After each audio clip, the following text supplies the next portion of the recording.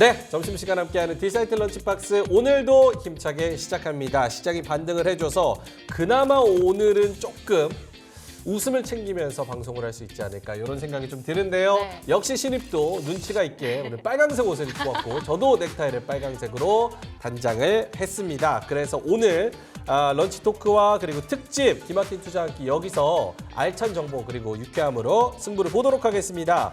런치 토크에서는요 역시나 멈추지 않는 현대차의 질주, 오늘은 조금 많이 빠지고는 있기는 하지만 미국 시장의 영향이고 사실은 증권가의 목표치, 목표가 같은 경우는 계속 높아져 있는 상황에다가 밸류업, 인도법인 상장, 그리고 원래 전기차와 하이브리드와 내연기관차 잘 파는 거. 네. 현대차는 분위기가 굉장히 좋습니다. 그래서 이 부분에 대한 이야기 좀 해보도록 하고요. 오늘 그 불만나는 리포트를 안 하고 이슈 점검으로 특집을 합니까? 네, 아주 특별한 소식들이 준비가 되어 있는데요. 네. 티몬하고 위메프에서 지금 판매자들이 정산을 받지 못하고 있는 상황이라고 합니다. 아이고야. 이와 관련해서 조금 더 구체적으로 짚어보는 시간 가져보겠습니다.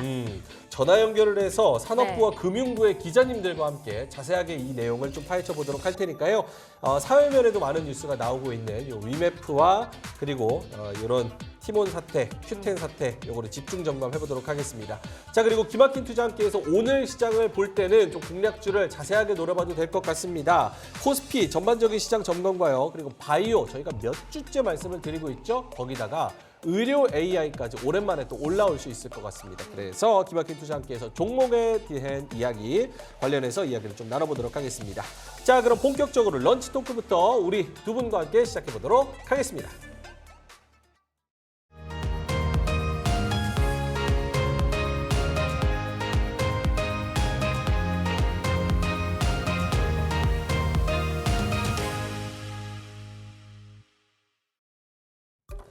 자, 멈추지 않는 현대차의 질주, 요 얘기를 한번 해볼 텐데요. 현대차가 어제 또 실적을 발표를 했습니다. 장 끝나고 실적을 발표를 했는데 잘 나왔어요. 근데도 오늘은 떨어집니다. 하이닉스도 그렇고 현대차도 그렇고 실적이 잘 나왔는데 떨어진다. 그러면 우리가 주실 수 있느냐, 줍줍의 기회가 되느냐, 요 부분도 한번 짚어보도록 할 텐데요. 두 분 모셔보도록 하겠습니다. 경제 유튜버 돈쌤 정현두님 그리고 YMG 글로벌 박종훈 팀장님 나와 계십니다. 어서 오세요. 네, 안녕하세요. 반갑습니다. 여기서 현대기아차 타시는 분 먼저 손 한번 들겠습니다. 이게 뭡니까 이게? 아니, 오늘 방송 위해서 야. 사야 됐나? 오늘 방송 위해서 샀어야 저는 됐나? 2차 전지 좋다고 하시는 분들 중에 전기차 안 타는 분들 보면은 진정성이 좀 많이 떨어지거든요. 그렇기는 하죠. 네. 하지만 현대차는 좋다. 그래도 차를 소품으로 쓰기에는 좀 그렇지 않습니까? 알겠습니다. 그렇죠. 뭐 사실은 제품이랑 네. 주식이랑은 네. 또 다른 관점이니까 네, 그런 거죠. 그 부분에서 한번 이야기를 나눠보도록 하겠습니다. 먼저 실적부터 이야기를 해볼 텐데 현대차 어제 영업이익률에서도 테슬라를 앞섰고 매출도 분기별로 봤을 때 사상 최대, 영업이익도 굉장히 잘 나온 수준으로 나왔습니다. 박종훈 팀장님이 먼저 이걸 전해주신다면? 네, 맞습니다. 어제 뭐 사실 정말 시장에서 큰 기대를 하고 있었던 것 같은데요. 오늘 주가 때문에 많은 분들께서 너희들 지금 뭐 현대차 지금 주가를 안 보고 지금 방송하냐 이렇게 말씀하실 수 있게 다 보고 있습니다. 다 보고 있고 오늘 화면 한번 띄워주시면 일단 현대자동차가 역대 2분기 실적을 보여줬습니다. 그래서 네. 지금 보시게 되면은 45조 205억 매출이 정말 엄청나게 이 그래프만 보더라도 지금 상황 자체를 시장에서 왜 이렇게 좋게 보고 있는지 아마 보실 것 같은데 제가 오늘 방송을 통해서 사실 현대차 하게 되면 지금 국내에 있는 어떤 매출과 판매 어떤 뭐 영업이익이나 이런 부분보다도 네. 예, 해외 글로벌에서 지금 어느 정도의 위치를 하고 있는지 어느 정도 또 상승세를 보이고 있는지 그리고 우리가 또 생각해야 될 변수가 뭐가 있는지를 한번 같이 생각해보는 시간을 좀 가져볼 텐데 네. 뭐 일단 매출하고 영업이익을 보시면 아시겠지만 좀 지속적인 상승을 좀 보이고 있는 상태고요. 그러네요. 물론 주가를 보게 되면 지금 상태가 너무 저평가가 되어 있다. 뭐 먼저 말씀드리면 지금 PER 같은 경우에는 5배예요. 근데 과거 사실 연초에 아마 많은 뉴스를 보셨던 분들 아시겠지만은 이제 현대차도 토요타 정도의 PER을 받아야 되지 않겠느냐. 그때 당시에 토요타가 또 10배 정도가 됐었습니다. 그러니까 지금의 주가에서 2배 정도는 더 올라가야 되지 않겠느냐. 이러한 의견들이 정말 많이 나와 있는 상태인데 토요타가 또 최근에 들어서 성능에 대한 이 점검 자체를 조금 좀 이제 인위적으로 좀 변경했다라고 하다 보니까 어렵게 얘기합니까? 조작, 토요타 조작, 성능 조작. 좀 싫어하시는 분도 있을까봐. 네, 아예 토요타 뭐. 하여튼 뭐 네. 성능 조작 때문에. 성능 조작. 그러한 얘기하기 때문에 이제 90도로 또 인사를 했죠. 회장이 나와서. 자, 그러한 사건도 있었고 뭐 여러 가지 시장에 대해서 뭐 선반영됐다 여러 가지 이야기가 있는데 한 가지 먼저 말씀드리면 지금 저평가되어 있는 건 사실이에요. 저평가되어 있고 이제 뒤에 가서 말씀드리겠지만 여자 주주하는 정책도 있고 하다 보니까 자, 그 부분에 대해서 오늘 제가 좀 많이 준비를 했습니다. 같이 보도록 하겠습니다. 4조 3천억 가까이 영업이익을 기록했다. 매출액이 45조. 근데 돈쌤님 개인적으로 보셨을 때 요거 영업이익이 저는 대단하다고 생각하는데 시장은 뭐 원래 예상했었다라는 그 기준치를 들이대더라고요. 그게 이번 같은 경우는 사실 좀 기대치를 높일 수 있었는데 그렇게 높이지 않았던 이유가 뭐 일단 뭐 전기차나 이런 것들이 생각보다 조금 덜 나가는 부분도 있었고 근데 네. 그거를 이제 비트한 것은 이제 환율의 효과가 있어가지고 생각보다 좀 잘 나오긴 했는데 최근 시장 분위기가 그냥 예상치를 좀 상회했다거나 아니면 뭐 서프라이즈 나왔다거나 그렇게 해서 환호하는 분위기는 아니에요. 완전한 서프라이즈, 초 서프라이즈가 아니면 다 그냥 쇼크로 받아들이는. 그래서 지금 컨센이라는 게 컨센이 예를 들어 100이면 실제적으로 110이 나왔을 때 스트릿 컨센, 그러니까 우리가 생각했던 비공식 컨센은 130이었어라고 하면서 좀 빠지는 모습이 어제 하이닉스가 있었고 오늘 또 현대차도 그런 모습이거든요. 그리고 현대차 주식이라고 하면 좀 애널리스트들한테도 참 무덤과 같은 곳이잖아요. 아까 말씀하셨던 대로 저평가는 맞습니다. 근데 사실 현대차가 저평가가 아닌 적이 있었나? 만년 저평가. 네, 그렇죠. 일단은 참 주주로서도 참 기분 나쁜 게 실적이 잘 나왔어요. 그러면 우리 학교 다닐 때 부모님한테 엄마 나 성적이 잘 나왔어라고 성적표를 보여줬는데 칭찬받으려고. 근데 부모님이 엄마가 이렇게 얘기하는 거예요. 성적이 올랐네? 아 이제 떨어질 일만 남았구나. 아니에요. 네, 그게 피크아웃 논이잖아요. 네. 피크아웃. 계모 아니에요, 계모? 지금은 현대차가 약간 계모한테 시달리는 뭐 그런 분위기예요. 지금 아무리 실적이 계속 좋아지고 있잖아요. 네. 아까 30조에서 45조까지 올라가고 매출액도 지금 뭐 그 현대 기아 합치면 8조 정도 됩니다. 영업이익이 나쁘지 않은데도 또 피크아웃론이 나오는 거죠. 그리고 뭐 22년은 뭐 계속 내려갔다고 치더라도 23년에 배터리가 그렇게 좋고 할 때도 그 배터리로 차를 만드는 현대차는 가지 못했단 말이죠. 그러다가 올해서야 겨우 이제 밸류업 바람을 타고 이제 그 저평가된 게 좀 좋아지지 않을까라고 해서 올해 들어서는 좀 분위기가 좀 좋았는데 또 7월 들어서는 좀 같이 좀 밀리고 있는 상황인 거죠.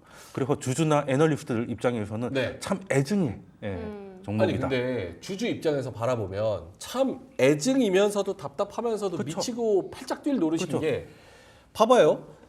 일단은 내연기관차 잘 기본적으로 팔고 있죠. 제네시스랑 SUV 라인 팔리면서 마진율도 높아졌죠. 그렇죠. 전기차 잘 팔아요. 근데 전기차가 좀 주춤하면서 뭐가 치고 올라옵니까? 하이브리드 치고 올라오잖아요. 근데 현대차가 하이브리드로도 최대 실적 찍었어요. 판매 비중의 첫 두 자릿수입니다.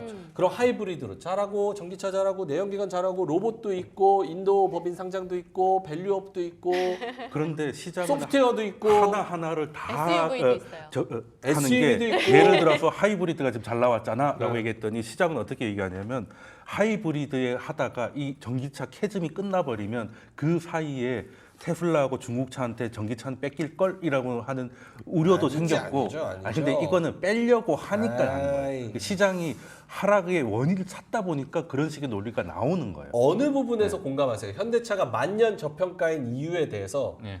답답하면 답답하다. 아니면은 요거 때문에 조금 매력도를 못 느끼는 것 같다. 뭐 국장에 있어서 그런다라고 얘기해도 되고. 박종훈 팀장님 어떠세요? 과거 이제 저평가 구간이라고 하게 되면 제가 이제 미국에 있었을 때 네. 정말 쇼크를 한번 먹은 적이 있어요. 제가 이제 대학생 때인데 관광 기자로. 아니지 그때 아니에요? 그 학생 기자, 학생 기자로. 네. 네, 학생 기자. 네, 유학생이- 관광 기자로 이제 학교 가기 힘들어요. 네. 유학생이니까. 예, 한 50년 전엔 가능했지만. 네. 하여튼 자, 근데 제가 이제 지나가면서 딜러샵이 있었습니다. 그때 당시에 이거 정말 옛날 얘기예요. 딜러샵에서 네. 제네시스가 처음 나올 때죠. 오. 제네시스를 사면 엑센트를 공짜로 줬어. 호주에도 그랬어요. 아 그래요? 네, 그랜저 사면 액센트 공짜로 줬습니다. 네. 그러니까 이제 그런 걸 보고 나서 야, 이거 그래도 이게 1+1은 좀 그치. 아니지. 아무리 현대인데. 자동차인데. 자존심 상해. 그러니까 아. 자존심 상했었어요. 그때 맞아, 당시에. 맞아. 예, 그게 이제 진짜 어느덧 한 15년 전, 뭐 한 16년 전인 것 같은데 지금 최근에 들어서 현대차는 많이 좋아졌어요. 네. 그리고 사실은 과거에 정말 국내 시장에 집중되어 있던 것보다 지금 글로벌적으로 어떤 위상이나 여러 가지 그런 부분에 있어서는 지금 상태는 사실 저는 좀 과도하다. 저는 이렇게 보고 있습니다. 여러 주주 정책도 마찬가지고 과도하다라는 생각이 드는데 지금 일련의 어떤 과정을 보게 되면 앞서서 뭐 돈세님께서 말씀해 주셨지만 지금 고환율 때문에 수익이 좀 좋았다.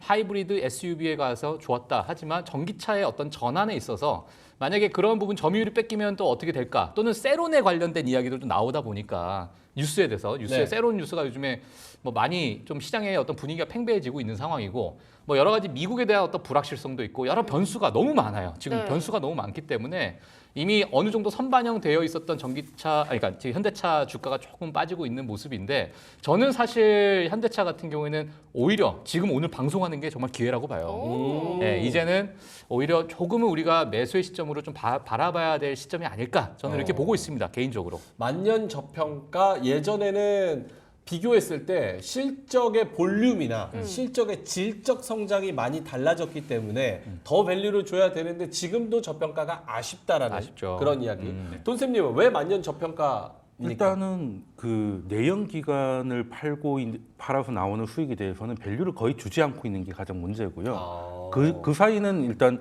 전기차로 다 바뀔 거기 때문에 오히려 내연 기관에서 나오는 매출은 나중에 없어질 거니까 이걸 빨리 전기차로 채워내지 못하면 나쁠 것이다라는 논리가 한동안 피크아웃 논리로 계속 됐었고, 그리고 이제 하이브리드도 약간 마찬가지인 거죠. 하이브리드도 지금은 잘 나가고 있지만 하이브리드는 하나의 그 브릿지 역할일 수 있다는 의심이 좀 아직 남아 있는 것 같고, 그리고 이제 현대차 같은 경우는 일단은 좋아진 것은 예전에 아까 말씀하신 대로 이제 저가형으로 아니면 1+1으로 뭐 심지어는 뭐 차를 한 대 더 주든지 아니면 타이어를 그냥 공짜로 바꿔준다든지 이런 식으로 저가형으로 왔었는데 네.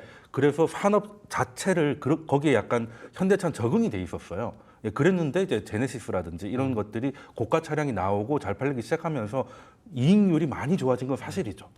예, 예전에는 그 단가가 낮았다가 단가를 높아서 팔 수 있는 구조가 됐기 때문에 근데 이거를 인정을 받으려면 지속성을 보여줘야 돼요. 지속성. 이게 계속 가능하다는 거. 근데 그게 지금 자동차 시장에서는 내연 기관으로 돌아가는 것도 아니고 완전한 전기차 시장으로 확 전환되는 것도 아닌 중간의 시간이잖아요. 그러니까 어느 쪽에다가 밸류를 줘야 될지 사실 조금 애매한 상황입니다. 그런데 그럼 현대차가 계속 실적이 좋아지는 상황에서 주가가 반응한 포인트가 뭐냐라고 하면 올해 초에 있었던 밸류업이거든요. 그럼 밸류업 분위기로 조금 더 좋아질 수 있을 것 같은데 때마침 8월 달에 인베스터 데이에서 이제 주주 환원에 대한 발표를 한다고 하니까 네. 그걸 한번 들어보고 판단해도 나쁘진 않을 것 같다. 결국 밸류업에 대한 그런 프리미엄 여기 8월 달에 인베스터 데이에서 어떤 일단 얘기가 주주 환원이 나올지. 높아지면 저평가된 게 특히 뭐 돈을 많이 버는데 그 벌어든 돈을 지금 평가를 못 받고 있잖아요. 그렇죠. 근데 이게 주주 환원을 할 수 있는 하나의 여유로 받아들여진다면 밸류업에서는 반응을 하고 실제 밸류업 얘기 나왔을 때 반응이 나왔다. 네. 그럼 현대차는 지금 차량 판매보다는 주가를 놓고 봤을 때는 밸류업을 봐야 된다라는 거죠. 아니 삼성동에 땅 산 것만 해도 얼마가 올라갔는데. 그쵸? 그렇죠. 그때 샀을 때만 해도 좀 미쳤다 그랬어요. 예, 그렇죠. 다 그랬죠. 어. 근데 지금은 안 샀으면 어떨 뻔했냐고. 그러니까요. 그렇죠. 네. 그러니까 이제 실적이 계속 잘 나와도 뭔가 주가가 거기 따라가지 못하는 모습에 대해서 미국 불확실성이 계속 커져서 그렇다 이런 얘기들이 좀 들리고 네, 있는데 일단 뭐 트럼프 네, 있죠. 트럼프랑 IRA 관련해서도 그렇고 근데 또 이게 폐기하기가 또 어려울 거다 이런 얘기도 있고 또 새롭게 나온 해리스 후보가 지금 또 굉장히 빠르게 치고 올라오는 것 같단 말이에요. 이럴 때일수록 우리는 어떤 변수들을 좀 더 짚어봐야 될까요? 일단 오늘 같은 경우는 이제 좋은 실적에도 빠지는 거는 오늘 시장 분위기도 있겠지만 네. 말씀하신 대로 이제 미국 시장에 대한 변화가 있을 겁니다. 일단 트럼프가 아직은 해리스 후보가 지금 치고 올라온다 하더라도 이 정도는 컨벤션 효과죠. 컨벤션 효과가 이 정도라면 조금 저는 좀 부정적이라고 봐요. 아직 트럼프 의세가 유지되고 있다고 생각을 하는데 물론 IRA는 양당이 합의해서 통과된 법이기 때문에 트럼프가 당선이 되더라도 하원과 상원을 장악하지 못한다면 법 폐기는 쉽지 않을 거지만 네. 그래도 보조금 금액을 결정하는 건 대통령이 정하는 거거든요. 그래 보조금을 그냥 주는데 뭐 1,000원, 10,000원으로 줄여버리면 사실상 무료가 되는 거잖아요. 그러니까 이게 얼마든지 위험이 될 수 있는데 엄밀히 따지면 현대차는 지금 미국 리테일 시장에서 보조금 못 받고 있어요. 테슬라 같은 건 받는데. 네. 네. 그러니까 사실 없어지면은 전기차만 놓고 보면 나쁠 것도 없어요. 물론 나중에는 우리도 받을 스케줄이지만 그 자체가 없어져 버리면 같은 선상에 서게 되는 것이죠. 그리고 이제 현대도 나름 생각이 있습니다. 지금 원래 내년에 양산 들어가려고 했던 조지아 공장이 있잖아요. 공장 짓고 있잖아요. 예, 저도 사진 좀 갖고 왔는데 네. 지금 뭐 알래바마나 조지아 쪽에 하나의 클러스터를 만들고 있거든요. 그 조지아에는 기아차 공장도 있고 바로 옆에 알래바마에는 현대차 공장이 있는데 여기 옆에 지금 전기차 전용으로 만드는 제상 공장을 짓고 있는데 여기서 지금 이거를 전기차는 조금 판매가 정체되고 있으니까 지금 현대차의 강점인 하이브리드를 좀 높여가지고 요거를 좀 타파하겠다는 뭐 이런 전략도 가능합니다. 예, 그래서 이런 것들이 가능하고 당장에는 다음 달에 밸류업 그리고 제상 공장의 양산이 빠르면 올해 10월부터 시작한다고 하는데 거기서 어느 정도 캐파가 나올 것인지 본다면 이게 현대차의 주가를 좀 결정하지 않겠나. 이게 좀 큰 공장이에요? 지금 네. 아래 있는 사진도 그 공장입니까? 네, 세 개가 있습니다. 지금 1번 공장, 2번 공장 그리고 제일 크게 진하게 나와 있는 게 지금 건설 중인 제상 공장입니다. 밑에 있는 사진이 그 공장 사진인 거예요? 네, 그렇죠. 아. 지금 짓고 있습니다. 오, 엄청 여의도 크네요. 3배 그러니까요. 면적입니다. 네? 공장 하나 에? 있는데 여의도 3배. 에이, 공장이 미국에 어떻게 여의도 3배? 크게 짓는다니까요, 진짜. 우와. 제가 짓는 건 아니지만. 여의도 공원 3배가 아니라 공원 3배면 거기서 뭐라 그건 전시장이죠. 거기서 그거는 뭐라 전시장이에요, 전시장이고. 공장도 되려고 현대자동차 공장도 굉장히 크잖아요. 네. 여의도 3배 정도 되는데 이야. 원래는 저게 다 전기차로만 하려고 했는데 아. 이제 하이브리드를 좀 섞어서 가자. 말 그대로 야, 하이브리드로 가자. 여의도 3배면 진짜 어마어마한 그러니까요. 건데. 우리가 언제부터 계속 단위를 여의도의 몇 배, 여의도의 몇 배야. 근데 그죠? 그게 왜 그러냐면 예. 예전에는 이제 서울이 이렇게 건물이 많지 않았을 때는 강북에서 내려다보면 여의도는 다 보였거든요. 한눈에. 그러니까 한눈에 보였기 때문에 저거 몇 배야라고 하면은 감이 오니까. 예, 감이 오니까 그래서 한 거지. 지금 여의도 잘 안 보이잖아요. 예. 오케이, 알겠습니다. 박종원 팀장님한테도 우리 신입의 같은 질문. 네. 트럼프가 되냐, 뭐 해리스가 되냐, 뭐 이런 이슈에 있어서 현대차, 기아는 거기서 좀 자유롭다고 봐야 되는지. 왜냐면 뭐 판매량이나 뭐 공장 짓는 거나 그런 게 맞아요. 미국에서도 열심히 하고 있고 미국 정책에 따라서 맞춰서 해주고 있으니까 크게 영향은 없는 건지. 지금 그러니까 자동차 완성차 기업들 또는 2차 전지 기업들 같은 경우에는 미국의 대선과는 정말 밀접하게 연관이 되어 있다라고 볼 수밖에 없어요. 왜냐하면 정말 앞서서 말씀해 주신 것처럼 IRA 법안이 있기 때문에 네. 이 부분에 대해서는 지금 정말 흥미로운 현상이 좀 일어나고 있습니다. 카말라 해리스 부통령의 지지율이 엄청나게 상승하고 있는 상황이고 네. 지금 미국에서 젊은 층 사이에서 밈이 엄청나게 지금 유행을 하고 있어요. 네. 네, 이러다 보니까 지금 카말라 해리스에 대한 어떤 지지율층, 특히나 이제 젊은 층 또는 유색인종층이 올라가고 있는 상황이고 그러면 카말라 해리스 부통령이 어느 부분, 어느 정책에 대해서 좀 호의적인가를 우리가 좀 생각을 해봐야 되잖아요. 좋아요, 좋아요. 일단은 바이든 대통령의 어떤 결과는 비슷합니다만 일단 지금 카말라 해리스 부통령 같은 경우에는 빅테크 기업들과 엄청나게 면밀하게 네. 지금까지 계속 이제 관계를 맺어왔고 심지어 우버의 이제 운영 책임자가 제부예요, 제부. 예, 카말라 해리스 부통령이 제부고. 제부예요. 예, 그리고 이제 다들 아시겠지만 과거 이제 페이스북의 임원이었죠. 셰릴 샌드버그. 샌드버그. 엄청나게 친합니다. 또. 오. 그러니까 여러 가지 이런 인맥적인 부분하고 해서 또 이제 그때 당시 법무장관 전에 이제 검찰총장으로 있으면서도 그때 당시에 캘리포니아주의 베이 에어리아에 많이 있었기 때문에 실리콘밸리에 있는 많은 빅테크들과 우호적으로 좀 지냈었다. 네. 자, 이런 부분이 사실 앞으로 카말라 해리스 부통령이 만약에 미국 대통령이 된다면 네. 이런 부분에서 우리가 좀 긍정적으로 지켜볼 만하고 그리고 지금 IRA 법안 같은 경우에도 어찌 될지 정말 이 대통령이 누가 되냐에 따라서 정말 많은 불확실성이 있는 상황이다 보니까 이 부분은 우리가 조금 생각해야 된다라는 것을 제가 말씀을 드리겠고요. 자, 그러다 보니까 그러면 지금의 이 방향성에 대해서 우리가 어떻게 이제 우리가 예견하기가 좀 힘들잖아요, 솔직히. 네. 예, 힘들다 보니까 사실 그 펀더멘탈 쪽으로 우리가 좀 다가가는 게 좋을 것 같습니다. 사실 이 보조금을 얼만큼 지급받느냐 이 부분은 우리가 향후 조금 더 지켜봐야 될 것으로 보여지고 지금 오늘 제가 좀 준비한 내용이 있는데 사실 현대차의 이유 있는 호실적이라고 해서 제가 정리를 그냥 해봤습니다. 네. 혼자 해봤고 그래서 앞서 다 말씀을 해주셨어요. 지금 하이브리드, SUV 같은 고부가 가치 차종 판매를 해서 이번에 실적이 좋았고 네. 그다음에 환율, 원달러 환율이 상승하다 보니까 수출 기업에는 호재가 됐었고 원자재 가격은 상대적으로 또 하락을 했습니다. 예, 이러다 보니까 이런 부분에 대한 수익성이 좀 좋았고 여기 전기차 시장에 둔화가 있었고 특히나 또 일본 자동차에 대한 여러 가지 리콜 사태가 있었죠. 성능 조작 네. 때문에.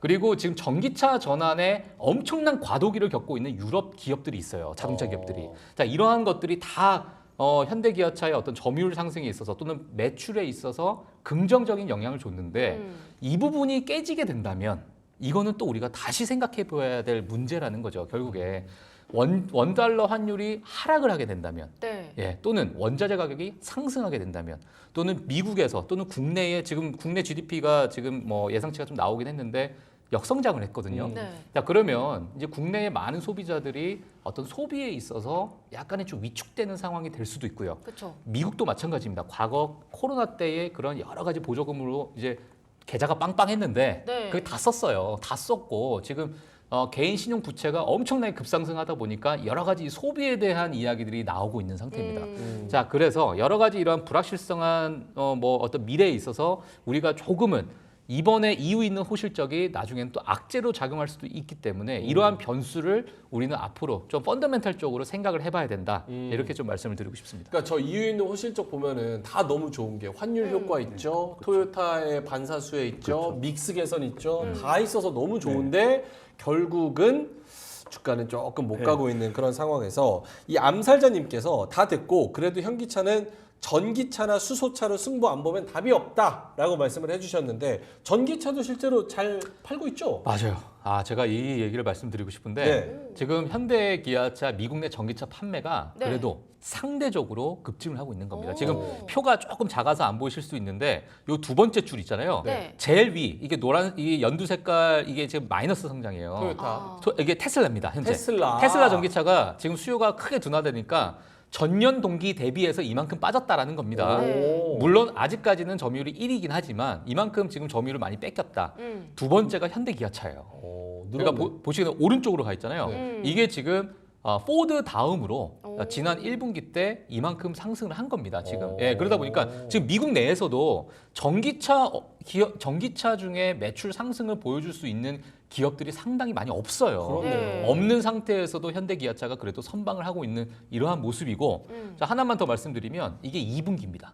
지금 이게 현대 2분기인데 2등이네요, 2등. 2분기인데 지금 이유가 세 번째죠. 여기 기아고요. 네. 자, 네 번째가 현대예요. 총 합쳐야죠. 합치면 포드보다 더 올라갔습니다. 그러네요. 그러니까 2분기는 2위를 기록했어요.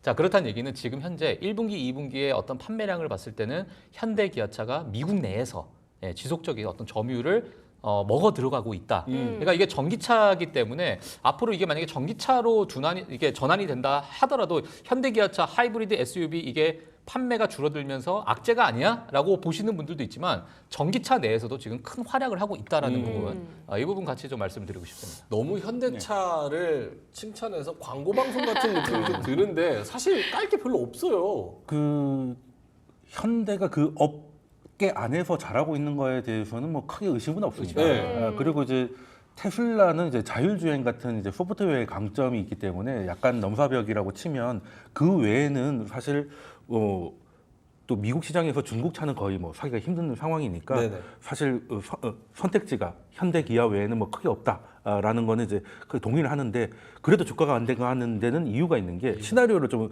짜봐야 될 게 일단은 하반기에 매크로적인 건 뭐가 있을까? 기업은 잘하고 있는데 매크로적인 것은 일단 금리 인하가 시작될 겁니다. 금리 인하 시작되고 그리고 경제도 지금 하강하고 있어요.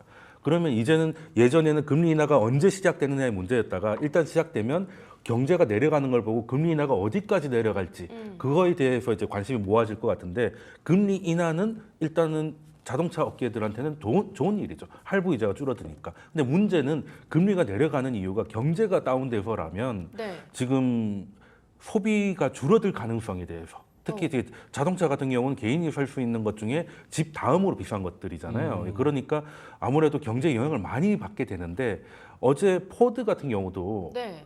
지금 가이던스를 조금 낮게 잡았더니 하루에 18%가 빠졌습니다. 그러니까 금융위기 이후로 하루에 이렇게 빠진 적은 처음이에요.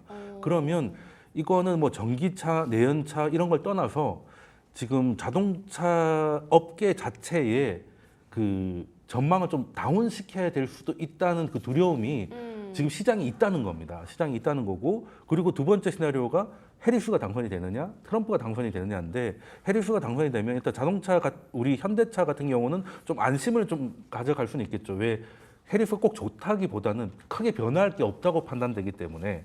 그런데 트럼프가 당선됐을 때는 지금 트럼프가 얘기하고 있는 게 감세 다음으로 많은 게 유가를 떨어뜨려서 생활 비용을 줄이겠다는 거거든요. 근데 유가가 내려온다면 전기차나 하이브리드 매력이 좀 떨어지는 게 있어요. 그렇죠. 예, 저는 이거 좀 크다고 보거든요. 이게 지금 트럼프는 자기도 알고 있어요. 자기가 하려는 정책들이 다 인플레이션을 자극하는 정책들이라 이거를 어떻게든 좀 줄여야 되고, 체감을 하기 위해서는 가장 예민한 에너지 예, 가격. 에너지 가격을 떨어뜨려야 되는데 거긴 방법이 있거든요. 규제를 풀어서 리그수를 더 늘리겠다는 거잖아요. 그러면 적어도 물가가 유가 하락으로 지켜진다면 자동차의 패러다임 변화 속도가 약간 정체될 수 있다는 거죠. 그러니까 요거를 좀 고민해야 될 부분인 것 같다. 그러니까 정책이 어떻게 펼쳐지느냐에 따라서 네. 계산을 잘 네, 해봐야 그래서 된다는 현대차도 거네요. 트럼프가 당선이 되면 어렵네. 지금 제3 공장을 다 하이브리드로 전환하겠다는 건데,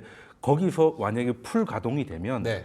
현대가 해외 생산 비중이 미국 내 생산 비중이 거의 60-70%를 넘어가거든요. 그럼 사실상 뭐 미국 차가 되는 겁니다. 미국 기업이네. 예, GM 다음으로 많아지는 거예요. 예, 그러니까 그러면 또 현대 고민은 미국에서는 괜찮을 텐데, 지금 우리 공장에서 만들고 있는 거를 미국으로 보낼 일이 없어지니까 네. 아태 시장을 또 어떻게든 공략을 해야 되는 또 숙제가 남는 것이죠. 인도 있잖아요, 인도. 그죠. 인도를 좀 팔고 그런 쪽에 판촉을 더 해서 인도 쪽에서 잘 돼야 되는 거예요. 그러면 국내 시장에서 생산은 이쪽으로 나가고 미국에서 만들어 가면은 의외로 트럼프 당선도 나쁘지 않을 수 있겠다. 예, 저 오늘 호흡이 잘 맞아요. 호흡이 잘 맞아요. 돈쌤님하고 두 분 호흡은 항상 잘 맞았어요. 항상 잘 맞았어요. 네. 자, 화면 한번 보시죠. 화면 예. 한번 보시죠. 자기 거 하려고 그냥 왜냐면 호흡 아니, 얘기한 거 돈쌤님이 지금 네. 아시아 지역, 네. 아시아 태평양 지역에 대해서 얘기를 했는데 네. 지금 현대기아차를 만약에 투자를 하시는 분들 당연히 이 부분을 우리가 한번 같이 봐야 되지 않을까 생각이 네. 들어요. 지금 현대기아차의 대륙별 판매 비중입니다. 지금 주황색이요. 현대기아차입니다. 그리고 여기 가장 동그라미 큰 게 있잖아요. 이게 네. 지금 아시아 지역인데 앞서서 말씀해 주시면 인도 시장에 대한 상장. 네. 이게 지금 가장 또 큰 이슈잖아요. 그쵸. 글로벌 시장의 4위를 기록하고 있는 정말 엄청난 시장이기 때문에 이 부분에 대한 점유율도 가져가는 부분이 좀 중요할 것 같고, 그 다음에 두 번째로 큰 동그라미, 자 가장 왼쪽에 이게 북미거든요. 예, 그러니까 지금 아시아 그리고 그러니까 1위가 아시아고요. 중국을 제외한 네. 아시아 지역이고, 비중을 봤을 때 2위가 북미고요, 3위가 유럽이에요. 그러니까 지금 이 상황에서 어느 정도 그 가장 많이 판매를 하고 있는 그 시장에서 어느 정도의 점유율을 확장해 나가느냐가 앞으로 현대기아차의 방향성이 걸렸다. 자, 이렇게 좀 보시는 게 좋을 것 같고요. 물론 지금 제일 위에 있는 기업, 빨간색 줄이 이제 일본 자동차 기업들입니다. 네네. 이게 되게 포트폴리오가 좋아요, 일본 기업들은. 왜냐하면 정말 다양한 대륙에서 많은 그러네요. 판매를 골고루 보여주고 있는 상황이다 보니까, 물론 중국에서 굉장히 잘하네요. 중국에서 잘하고 있어요. 중국에서 정말 잘하고 있고, 근데 이제 현대기아차 같은 경우에는 일부 대륙, 그러니까 1위, 2위, 3위 제외하고서는 사실 점유율을 그렇게 가져가고 있지 못하는 그런 상황이다 보니까 네. 뭐 만약에 우리가 너무 되게 긍정적으로 생각한다면 네. 다른 지역에 약간의 성장 모멘텀, 잠재력이 좀 있는 거 아니겠느냐라고 보실 수도 있겠지만, 아직까지는 포트폴리오 자체가 조금은 좀 한정되어 있다. 자, 이 부분도 뭐 같이 보시면 좀 좋을 것 같습니다. 오케이. 또 보면 현대차가 5G 자동차 만들겠다 뭐 이런 얘기도 했었고, 말씀 예. 주신 것처럼 인도 법인의 상장도 예정되어 있고, 그렇죠. 이런 것들을 좀 봤을 때 현대차 미래 가치에 대해서는 좀 어떻게 생각을 해봐야 될까요? 일단 인도 시장은 저도 정말 제일 개인적으로 크게 보고 있는 상황인데, 네. 인도 시장에서 점유율이 2위입니다. 2위고요. 그래서 지금 뭐 제가 인도 시장이 어떻게 지금 확장해 나가고 있느냐를 제가 가지고 나왔는데, 지금 현대자동차 같은 경우는 제일 위에 제가 빨간색으로 이렇게 네모칸을 쳐놨어요. 네. 현대자 2위고요. 지금 기아차 같은 경우는 6위를 차지를 하고 있습니다. 물론 최근 들어가지고 인도 시장 내에서 점유율이 조금 빼앗겼어요. 왜 빼앗겼냐? 도요타가 엄청나게 치고 올라오고 있어요. 그래서 도요타의 추격을 따돌리는 것이 어찌 보면 인도 시장에서 좀 현대기아차가 해야 될 일이기도 한데 네. 지금의 현대기아차가 인도 시장에서 그래도 많은 프리미엄을 받고 있는 상태에서 인도 시장에 상장을 하는 것이 네. 아마 시기적으로 가장 적절한 시기가 아닐까 저는 개인적으로 이렇게 보고 있고 네. 왜냐하면 점유율이 점점 뺏기는 그러한 부분이 된다면 여러 가지 밸류에이션 측면으로 봤을 때도 약간의 좀 과거 받았던 것보다 좀 낮아질 가능성이 있기 때문에 네. 이걸 좀 빠르게 진행을 하는 것 자체가 또 현대기아차에 좀 득이 되지 않을까라고 생각이 들고 인도 시장 자체가 워낙 급성장하고 있는 상태이기 때문에요. 지금 뭐 현대기아차가 북미도 물론 잘하고 있지만 지금 인도에서 어떤 방향 이제 이 점유율 빼앗아 가느냐 이 부분이 가장 중요한 상황이고 지금 현재는 잘 하고 있다 이렇게 보시면 될 것 같습니다. 인도 법인 상장에 대한 기대감 요거 계속 남아 있다고 봐야 되는 거죠. 저는 자동차 주식을 한 몇 년 보니까 네. 이게 어디가 좋아지고 새로운 네. 차종이 나오고 이런 것들이 별로 도움이 안 됐어요. 음. 회사가 돈을 번 거지 주주는 돈을 못 벌었어요.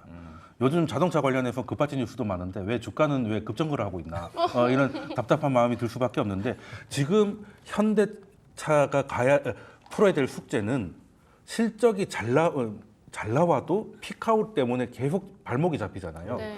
요거를 벗어나야 됩니다. 요거를 벗어나는데 근데 쉽지 않다는 거죠. 이 정도의 성장에도 그게 쉽지 않으면 하나의 돌파구는 아까 말씀드렸다시피 밸류업밖에 없다. 맞아요. 밸류업밖에 없기 때문에 지금 회사는 신차를 내놓고 하는 것도 다 좋은데 올해 연말부터 또 신차 기대감도 좀 생기고 있긴 한데 이 기대감을 주식 가격에 녹이려고 하면 주주 환원에 대한 강력한 의지를 보여야 된다는 거. 지금 밸류업 아니면 반응하지 않습니다. 그러니까요. 인도 IPO도 있고 밸류업에 대한 그런 네. 기대감도 있기 때문에 좀 지켜보면 좋을 것 같다. 외국인들이 많이 들어와야 될 것 같아요. 외국인들이 결국엔 어쩔 수 왜안 없어요. 사는 근데 거예요? 외국인들이 그리고 들어오려면 저는 밸류업을 해야죠. 사실 지금 오늘 현대차에 대해서 이야기를 하고 있지만 네. 최근에 미국 시장의 어떤 흐름을 보게 되면 섹터 로테이션이 돌고 있어요. 어. 그러니까 지금 대형주들을 많이 팔고 있고 그렇죠. 네. 테슬라도 일부 지금 크게 조정을 준 상태에서 중소형주에 그러니까 금리 인하에 대한 기대감이 더 많다 보니까 수급 쪽으로 지금 중소형주 쪽으로 많이 돌아가고 있는 상황도 있고 뭐 국내 같은 경우는 뭐 바이오 섹터에 많이 좀 집중되고 있는 모습, 뭐 조선주에 좀 집중되고 있는 모습 이러다 보니까 수급 쪽으로 약간 이동이 좀 있는 상황이다 보니까 현대차 주가도 거기에 따라서 약간의 좀 조정이 지금 나오고 있지 않나 이런 생각이 좀 들기도 하고요. 물론 뭐 여러 가지 전기차 캐즘이다 여러 가지 그 매크로적인 환경도 있겠지만 최근에 어떤 주식시장의 흐름도 아마 좀 요인이 되지 않을까 저는 이렇게 또 보고 있습니다. 최근에 알겠습니다. 주가를 봤을 때. 예. 자, 그럼 마무리로 주가 관련해 가지고 어디까지 갈 수 있을까에 대한 부분, 그리고 만약에 못 간다면 왜 못 가는지에 대한 단점, 요거를 말씀해 주시면 좋을 것 같은데, 최근에 이제 현대차 리포트에 굉장히 많이 나왔습니다. 엊그제도 한국투자, 대신, 하나 여기서 나왔는데 한국투자증권에서는 직접 목표가 28만 원에서 목표가 33만 원으로 17% 정도 올려잡았고 대신은 이전에 좀 세게 불렀어요. 40만 원 불렀으니까 40만 원 그대로 유지를 했고 하나에서도 29만 원에서 14% 올려서 33만 원까지. 그러니까 전체적인 컨센서스가 지금 30만 원에서 한 35만 원 사이 요 정도를 이야기하고 있고 오늘 주가가 24만 원이니까 30만 원 이상 이전에 29만 9,500원에서 멈췄나요? 네, 그때 30만 네. 그 직전에 바로 멈췄죠. 직전에 멈췄어요. 요거를 돌파해서 30만 원 넘게 갈 수 있다 없다. 저는 이제 밸류업에 대한 의지에 따라 달렸다. 올해 초에 밸류업 때문에 꽤 움직였잖아요. 그렇게 안 움직이던 아이가. 네. 그래서 그 정도 기대를 약간 오버하는 정책이 나온다면은 네. 올해 초에 움직였던 것만큼은 좀 움직일 수 있지 않을까라고 하면 최대 한 30만 원 후반도 한번 생각해 보지 않을까 생각을 지배구조- 만약 그렇게 나온다면 지배구조 이슈가 해결이 안 돼도 그거는 뭐 사실 해결 안 된다고 보는 거죠. 그래요? 해결되면 되는 거고 안 되면 뭐 그냥 안 되는 거라고 그것 때문에 지금 기대하기는 너무 먼 이야기 같고 지금 당장은 현대도 지금 돈을 많이 벌어놨기 때문에 네네. 주주 환원을 하려면 현금은 많이 있어요. 그래서 지금 주당 2,000원씩 주겠다고 발표가 나오기 시작하고 하는 것도 회사도 이제 그걸 이제 눈치를 챈 걸로 같아요. 그래서 시장이 기대하는 거에 부족하지 않게 나온다면 이거는 지금 우리도 돌아가면서 하나씩 터지잖아요. 제가 그저께 나와가지고 이제 반도체보다는 조선이 나을 것 같다고 말씀드렸는데 오늘 또 조선이 좀 움직이고 있지 않습니까? 이게 제조업 국가에서는 이렇게 돌아가면 하나씩 터져요. 자동차라고 해서 언제까지나 이렇게 소외되지 대란 법은 없거든요. 그래서 그게 나온다면 아까 말씀하신 대로 외국인들은 밸류업 정말 좋아하니까 맞아요. 그 외국인 자본이 들어오면 그거 보고 이제는 재평가를 받을 수 있겠다는 기대감도 생길 수 있어요. 저는 현대차 만년 저평가인 이유를 지금 한 2년째 지배구조 이슈 때문에 승계 문제 때문에 그런 못 것도 간다라고 있죠. 저는 그것도 맞긴 생각을 합니다. 하고 있거든요. 네, 요걸 해결하는 것도 밸류업이죠. 네. CJ가 그랬죠. 어제 상속세 문제 조금 뭐 완화시켜 준다는 그런 이야기도 예, 나왔고 정부의 의지는 있죠. 예, 예. 거기다가 최근에 현대차 배당 많이 하는 것도 정의선 회장의 이제 현금을 좀 확보하기 위한 그런 전략이다라는 그런 그렇죠. 이야기도 있고 알겠습니다. 박종훈 팀장님은 30만 원 넘어서 더 쭉쭉 갈 수 있다 없다. 저는 뭐 갈 수 있을 것 같아요. 왜냐하면 지금 국내에서 주주환원 정책이라는 것은 국가 차원, 정부 차원에서 지금 밀고 있는 정책이기 때문에 여기에 우리가 1호 기업, 그러니까 1호 기업은 현대차죠. 어찌 보면 가장 앞서 있는 그런 지금 뭐 회사 자체 내에서도 이제 많이 발표를 하고 있기 때문에 그러니까 그 부분에 있어서는 저는 긍정적으로 보고 있고 나중에 저는 개인적인 기대감이 이겁니다. 국내에 이 기업에서 얘기할 때 그 기업 주주환원 하니 이게 유행처럼 번졌으면 좋겠어. 모든 투자자들 사이에서. 꿈 같은 얘기예요. 꿈인가? 예, 알겠습니다. 진짜 그런 근데 지금 세법 개정 같은 게 이제 나오기 시작했으니까 예. 여름이 참 중요할 것 같아요. 예. 그러니까 그 현대차는 8월에 발표를 하고 네. 또 정부는 이제 의견을 취합하고 있으니까 수렴해서. 결론이 나오면 주가에 반영할 것이다. 오케이, 알겠습니다. 자, 두 분 현대차 관련해서 오늘 뭐 현대차 특집처럼 너무 좋은 얘기만 많이 했나 싶기도 한데 네. 어쨌든 뭐 좋은 얘기가 있으니까 저희가 좋은 얘기를 또 전달해 드리는 거고 주가가 진짜 파이팅해서 제 자리를 찾기를 좀 바라는 마음으로 현대차 여기서 좀 마무리를 하도록 하겠습니다. 자, 그러면 경제 유튜버 돈쌤 정현두님 그리고 YMG 글로벌 박종훈 팀장님과는 여기서 인사드리도록 하고요. 뒤에 이슈 점검이 있어서 위메프랑 티몬 저기 인터파크 뭐 해가지고 Q10 요거 어떻게 되는 건지 우리 신입이 정확하게 이슈 점검 해드리니까요. 네. 많은 시청 부탁드리고요. 두 분과는 여기서 인사드리겠습니다. 고맙습니다.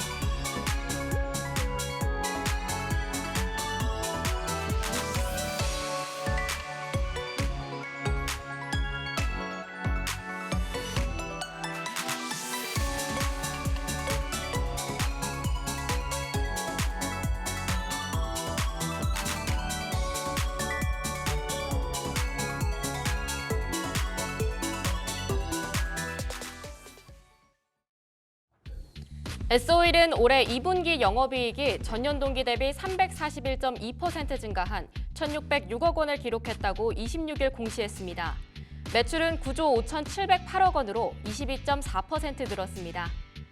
한미반도체는 2분기 연결 기준 매출이 1,234억 7,800만 원, 영업이익이 554억 3,800만 원을 기록해 전년 동기 대비 각각 151.6%, 396% 증가했다고 26일 발표했습니다. 하나오션은 지난 25일 방위사업청이 발주한 약 4,601억 원 규모의 군수지원함 2차함 건조사업 우선협상 대상자로 선정됐다고 밝혔습니다. 임주현 부회장은 지난 24일 한미사이언스 소액주주 연대 측이 제기한 면담 요청을 수락하면서 26일 오후 2시 경기도 화성시에 위치한 한미약품연구센터에서 소액주주와 만날 예정입니다. 한수원은 현지 시간 24일 체코 프라하에서 협상 대응 TF팀이 체코 발주사와 만나 향후 계약 협상 방안에 대한 논의를 진행하겠다고 26일 밝혔습니다. 하나 에어로스페이스는 25일 누리호를 이용해 영국 위성을 올리는 사업을 위해 영국 서리주에 위치한 서리대학교와 글로벌 우주사업 협력을 위한 MOU를 체결했다고 밝혔습니다. 삼성자산운용은 26일 KRX 은행지수를 추종하는 패시브 상품인 코덱스은행 상장지수 펀드의 배당 방식을 연배당에서 월배당으로 전환한다고 밝혔습니다. 배달 플랫폼 배달의 민족을 운영하는 우아한 형제들 창업자 김봉진이 이끄는 스타트업 그란데 클립이 숙박 플랫폼 플레이플레오를 인수했다고 26일 밝혔습니다.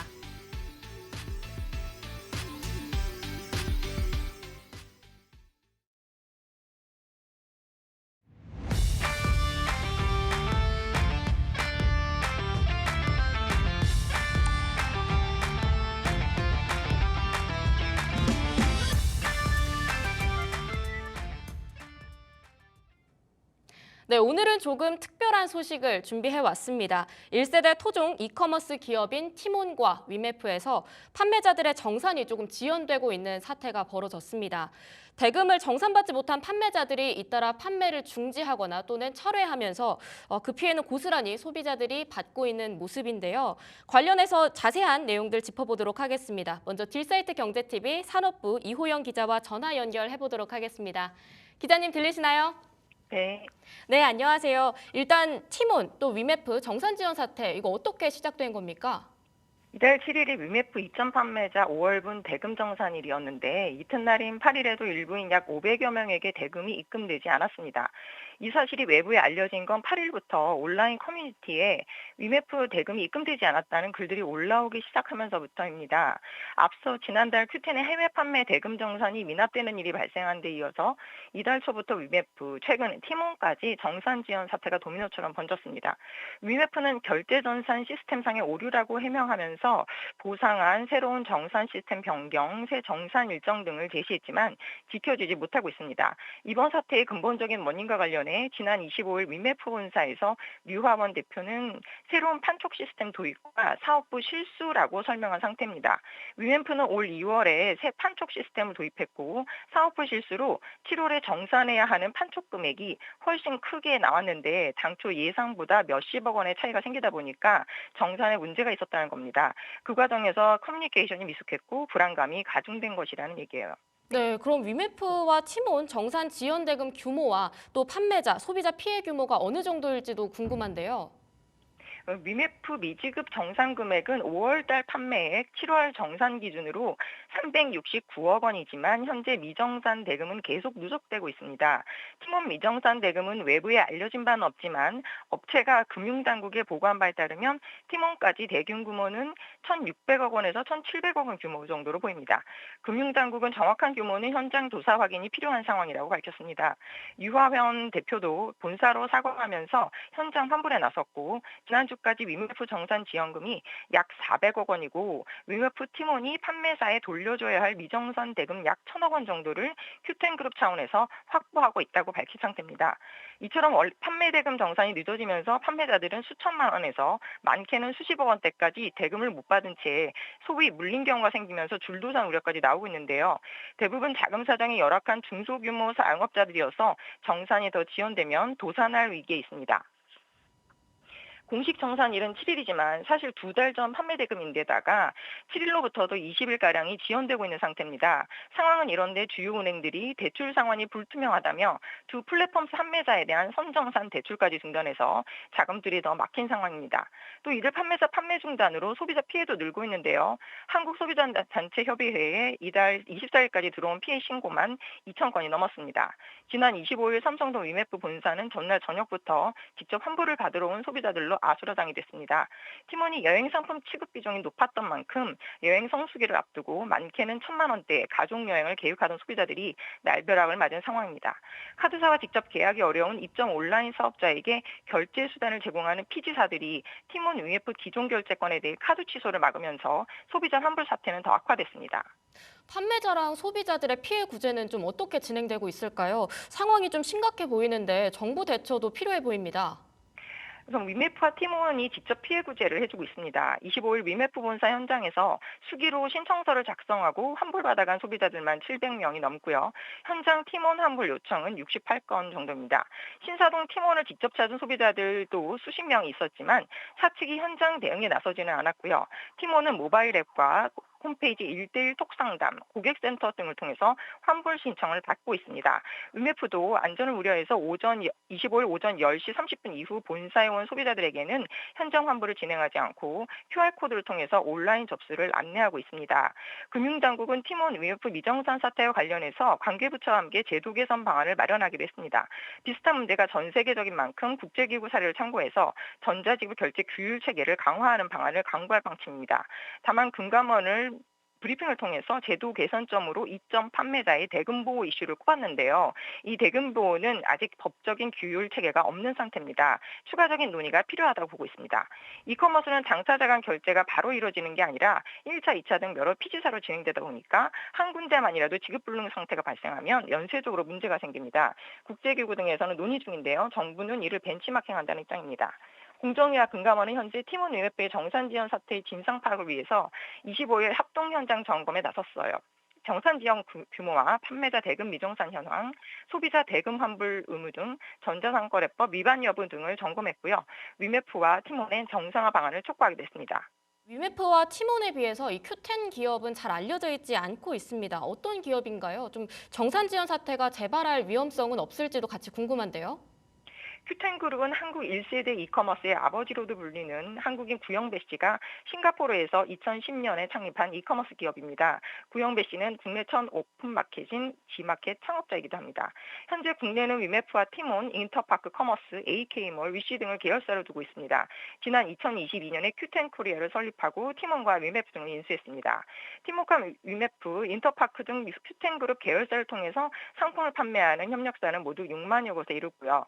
이들 3개사만 연간 거래액도 작년 기준으로 6조 9천억 원에 달합니다.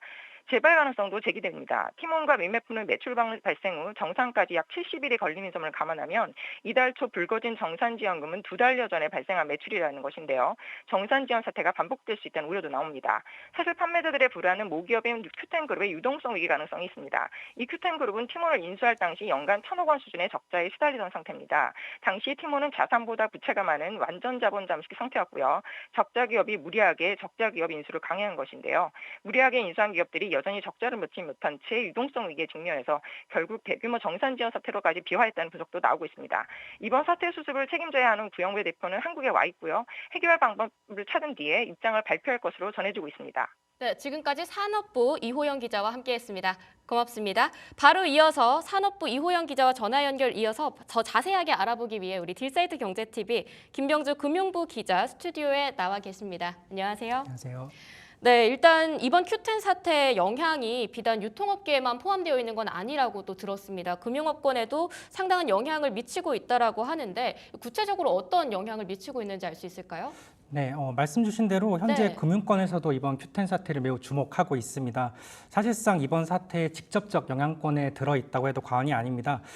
일단 이번 사태로 인해서 기본적으로 티몬과 위메프를 이용한 소비자들은 본인들이 구매한 재화를 이제 받지를 못했고요. 네. 서비스도 여행 같은 서비스도 이용하지 못하는 상황입니다. 사실 이런 상황이 발생한 근본적인 원인은 바로 돈입니다. 즉 소비자들이 재화나 서비스 구매를 위해 지불한 돈이 증발했다는 점인데요. 네. 당연히 이 과정에서 돈의 흐름과 연결된 주요 금융업권 역시 이번 사태에서 결코 자유로울 수 없는 셈이죠. 당장 티메프, 위메프의 정산 과정에 관여하고 있는 은행권 그리고 소비자들의 핵심 결제 수단인 카드업권이 이번 Q10 사태의 직접적 영향권에 포함된 상태입니다. 지금 은행이랑 카드업권 이렇게 말씀을 주셨는데요. 구체적으로 좀 한번 접근을 해보도록 하겠습니다. 우선 은행업권에는 이번 Q10 사태에 대해 어떻게 대응하고 있습니까? 일단 은행권이 이번 Q10 사태에서 관여된 부분은 바로 앞서 말씀드렸듯이 정산의 영역입니다. 실제로 은행권에서는 현재 티몬, 위메프 등에 대해 취급해오던 선정산 대출 공급을 잠정 중단한 상태입니다. 통상적으로 티몬, 위메프 등 이커머스 플랫폼에서 상품이 판매되면 판매 대금은 실제 마켓에 입점한 판매자에게 전달되기까지는 길게는 2달 이상이 소요가 됩니다. 네. 소위 정산 주기 때문인데요. 쉽게 말해서 제가 오늘 티몬, 위메프 등에서 10만 원을 결제를 하면 해당 대금인 10만 원은 약 2달 후인 10월 초쯤에야 판매자에게 전달이 된다는 겁니다. 네. 이러다 보니 당장 정산을 받지 못하는 판매자 입장에서는 때에 따라 운영 자금이 필요한 상황에 놓이게 되는데요. 이를 해결하기 위해 은행들은 바로 이 선정산 대출 상품을 운영하고 있습니다. 쉽게 말해서 이커머스로부터 정산일에 대금을 받아서 대신 상환을 하는 방식이죠. 그런데 최근 Q10 사태로 정산 지연이 장기화될 가능성이 거론되면서 은행들은 이제 자체적으로 선정산 대출 취급을 잠정 중단을 하기 시작했습니다. 정산일에 대출금 상환이 어려울 거라는 판단이 하나 때문입니다. 그렇군요. 그럼 현재 어떤 은행들이 선정산 대출 취급 중단에 나서고 있나요? 네, 현재 공식적으로 선정산 대출 취급을 중단한 곳은 KB국민은행, 네. 그리고 신한은행, 그리고 SC제일은행입니다. KB국민은행은 가장 앞선 지난 23일부터 티몬, 위메프 입점 업체를 대상으로 이제 공급하고 있던 선정산 대출 상품인 KB셀러론 네. 그리고 KB메가셀러론의 신규 취급을 멈췄습니다. 같은 날 SC제일은행도 동일한 상품인 파트너스론 신규 공급을 중단했고요. 신한은행도 지난 24일부터 신한퀵 정산 대출의 신규 취급을 중단한 상황입니다. 나머지 주요 시중은행들은 신정산 대출 상품이 없거나 또 취급 플랫폼이 달라서 일단 별도의 조치는 고려하고 있지 않다고 밝혔습니다. 그리고 오늘 KB국민은행의 경우에는 이 선정산 대출 만기가 도래한 업체를 대상으로 만기 연장, 상환 유예, 또 이자율 인하 등의 지원을 시작한다고 밝혔습니다. 이 같은 이 은행 자체 지원 방안이 타 은행으로 확대될지도 주목됩니다. 그렇군요. 앞서 은행권 못지않게 이번 큐텐 사태의 직접적 영향권에 또 포함되어 있는 것으로 카드사 언급을 해주셨는데 이번에 카드업계 반응도 좀 확인해보고 싶습니다. 카드업권에서는 어떤 반응이 있습니까? 네, 일단 카드업권의 경우에는 은행업권보다 보다 이번 사태의 중심에 네. 가까이 서 있다고 해도 과언이 아닙니다. 바로 이번 사태의 해결의 핵심이죠. 주목받는 또 하나의 관심사, 바로 소비자 환불 부분에 직접 관여가 돼 있기 때문인데요. 네. 사실 티몬과 IMF를 이용한 소비자들 입장에서는 이번 사태로 티몬과 IMF가 어떻게 될지는 솔직히 관심이 없습니다. 사실 가장 중요한 건 과연 내가 티몬과 IMF에서 재화 또는 서비스를 구매하기 위해 지불한 결제 금액을 다시 돌려받을 수 있느냐 하는 점인데요. 그렇죠. 아시다시피 현재 우리나라 국민 10명 중 9명이 카드를 사용할 만큼 카드 결제가 보편화되어 있는 상황입니다. 당연히 대부분의 결제가 카드로 이루어진 만큼 카드사 또한 이번 사태를 예의주시할 수밖에 없는 상황인 거죠. 그렇군요. 그럼 구체적으로 이번 큐텐 사태에 대해서 좀 직접적으로 카드업권이 관여된 부분이 아마도 지금 말씀 주신 카드 결제 부문에 대한 취소 그리고 환불 이슈일 것 같은데요. 네, 맞습니다. 카드업권이 가장 주목하고 또 고민하고 있는 부분이 바로 티몬, IMF와 결제한 소비자의 환불 요구입니다. 네. 실제로 이번 큐텐 사태가 불거진 이후에 주요 카드사의 고객센터에는 티몬, IMF에서 결제한 소비자들의 결제 취소 또는 환불 문의가 빗발치고 있다고 하는데요. 네. 저희가 만난 한 카드사 관계자는 평소 하루에 한 100여 건 정도였던 결제 취소 문의가 이번 사태가 터진 후에 어림잡아 며칠간 수천 건 정도로 불어났다고 언급하기도 했습니다. 네, 그렇군요. 그런데 저희가 통상적으로 좀 오프라인에서 구매를 했을 때는 구매한 물건이랑 영수증 들고 가면 또 환불해주고 온라인에서 구매를 했다고 해도 사실 제한된 기간 안에 좀 사유 이렇게 붙여가지고 요청을 하면 환불을 해주잖아요. 왜 이렇게 환불이 문제가 되는 겁니까? 네, 이 부분을 이해하기 위해서는 네. 우선 티몬, IMF의 결제 구조를 좀 들여다볼 필요가 있습니다. 티몬, IMF 그리고 상당수 이커머스 업체는 자체 결제 시스템이 아닌 전자지급 결제 대행, 소위 피지 업체와 계약을 맺고 이들의 결제 시스템을 활용하고 있습니다. 예를 들어서 소비자가 해당 플랫폼에서 카드를 이용해 10,000원을 결제했다고 가정을 해볼까요? 네. 카드사에서 나온 이제 거래대금 10,000원이 바로 이커머스 플랫폼으로 전달되는 게 아니라 네. 우선 피지사를 거친 후 플랫폼사에 넘겨지게 됩니다. 이는 결제뿐만 아니라 환불 과정에서도 동일한 과정으로 전개가 되고요. 사실상 결제든 환불이든 피지사를 거치지 않으면 해당 프로세스 자체가 작동되지 않는다는 의미입니다. 네. 현재 티몬과 IMF에서 계약해 서비스를 제공하는 피지사들은 일단 이번 사태가 불거진 후에 일제 결제부터 환불까지 모든 프로세스를 이제 중단하고 막아놓은 상태입니다. 사실 피지사들은 이에 대해 불가피한 조치라는 입장인데요. 네. 소비자들이 환불 신청을 접수를 해도 실제로 플랫폼사에서 환불 대응을 받을 수 없기 때문에 환불이 어려운 상황인데다가 또 자칫 과도한 환불 요청이 또 다른 판매자들의 피해를 가중시킬 수 있다는 이유입니다. 그렇죠. 상당히 좀 복잡한 구조인 것 같습니다. 그럼 이번 사태에 대해서 카드 업계는 정확하게 어떤 입장일지도 좀 궁금합니다. 일단 소비자 입장에서는 당연히 내 돈 들였으니까 취소, 환불 받고 싶은 거 이해를 하겠지만 또 카드사 입장에서는 상당히 난감한 상황인 것 같은데요. 네, 맞습니다. 일단 카드 업계 내부에서는 네. 현실적으로 소비자들의 환불 요청이 접수돼도 이를 카드사가 직접 수행할 근거는 없다는 입장입니다. 사실 카드사도 그동안 소비자의 결제 취소건이 접수되면 네. 이를 피지사에 전달해서 대금 환불이 이루어질 수 있도록 조치를 해왔습니다. 네. 일종의 소비자와 피지사 사이의 중간다리 역할을 수행한 셈인데요. 무엇보다 카드사는 티몬이나 위메프 등 이커머스가 아니라 피지사와 결제 시스템 및 가맹점 계약을 맺은 상황입니다. 계약 관계인 피지사에서 돈을 받지 못한다면 결제 취소 그리고 실제 환불도 어렵다는 입장입니다. 다만 카드업권 관계자들은 만약 일시불 결제가 아닌 할부 결제의 경우 할부 거래법에 따라 할부 철회권, 항변권 등을 이용해 피해를 줄일 수 있다고 설명하고 오. 있습니다. 쉽게 말해 남은 할부금 납입을 중지하는 방식으로 피해를 좀 줄일 수 있다는 건데요. 네. 철회권과 항변권은 거래액 20만 원 이상, 할부 기간 3개월 이상일 때 사용 가능한 제도입니다. 이번 사태의 경우 구입한 재화의 하자 발생 또는 약정 서비스 이용 불가능과 같은 이 할부 철회권, 항변권 제도 이용 요건에 포함되기 때문에 네. 소비자들이 활용할 수 있다는 점 참고했으면 좋겠습니다. 그렇군요. 하지만 이게 결론적으로 따져보면 방식이 어떻게 됐건 간에 카드사 입장에서는 피지사로부터 대금을 일단 수령을 받아야 그만큼을 또 소비자에게 환불을 해줄 수 있는 상황인 것 같은데요. 현 시점에서만 놓고 보면 이커머스로부터 대금 환수는 사실상 좀 불가능에 가깝다 이렇게 보여지지 않나요?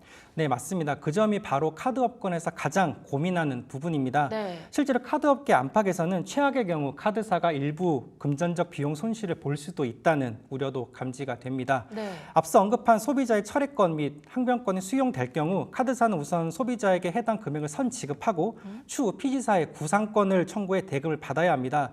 다만 사실상 부도 위기에 놓인 티몬, 위메프로부터 피지사가 대금을 받을 가능성이 매우 낮습니다. 그래서 자연스럽게 이를 고스란히 카드사가 떠안게 될 가능성도 적지 않다는 것이 카드업계의 우려고요.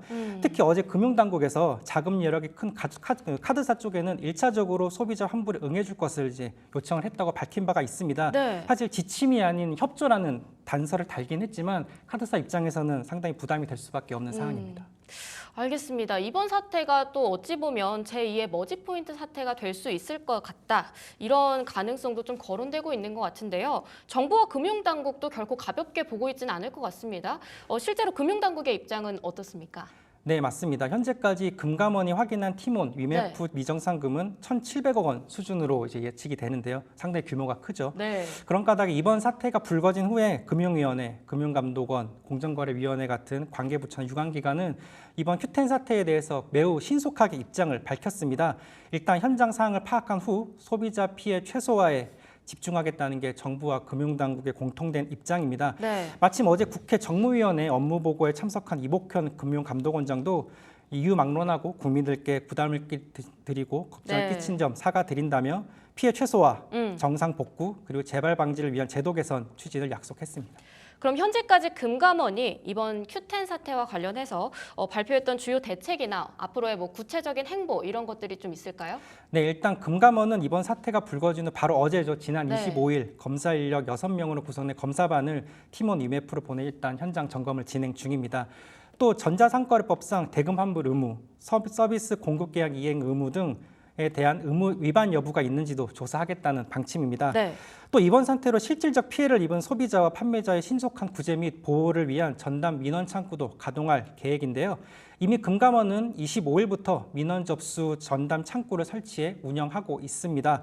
아울러 상품권, 여행 상품 등 결제에 관련된 이 신용카드사 또한 고객 민원에 대응할 수 있는 체계를 마련해 나간다는 계획이고요. 네. 특히 이번 사태와 직간접적으로 연관된 카드, 여행업계에는 소비자 피해를 줄이기 위한 취소 환불 요구 수용, 또 여행 상품 우선 제공 등의 협조도 당부를 했습니다. 공정위는 어떤 입장입니까?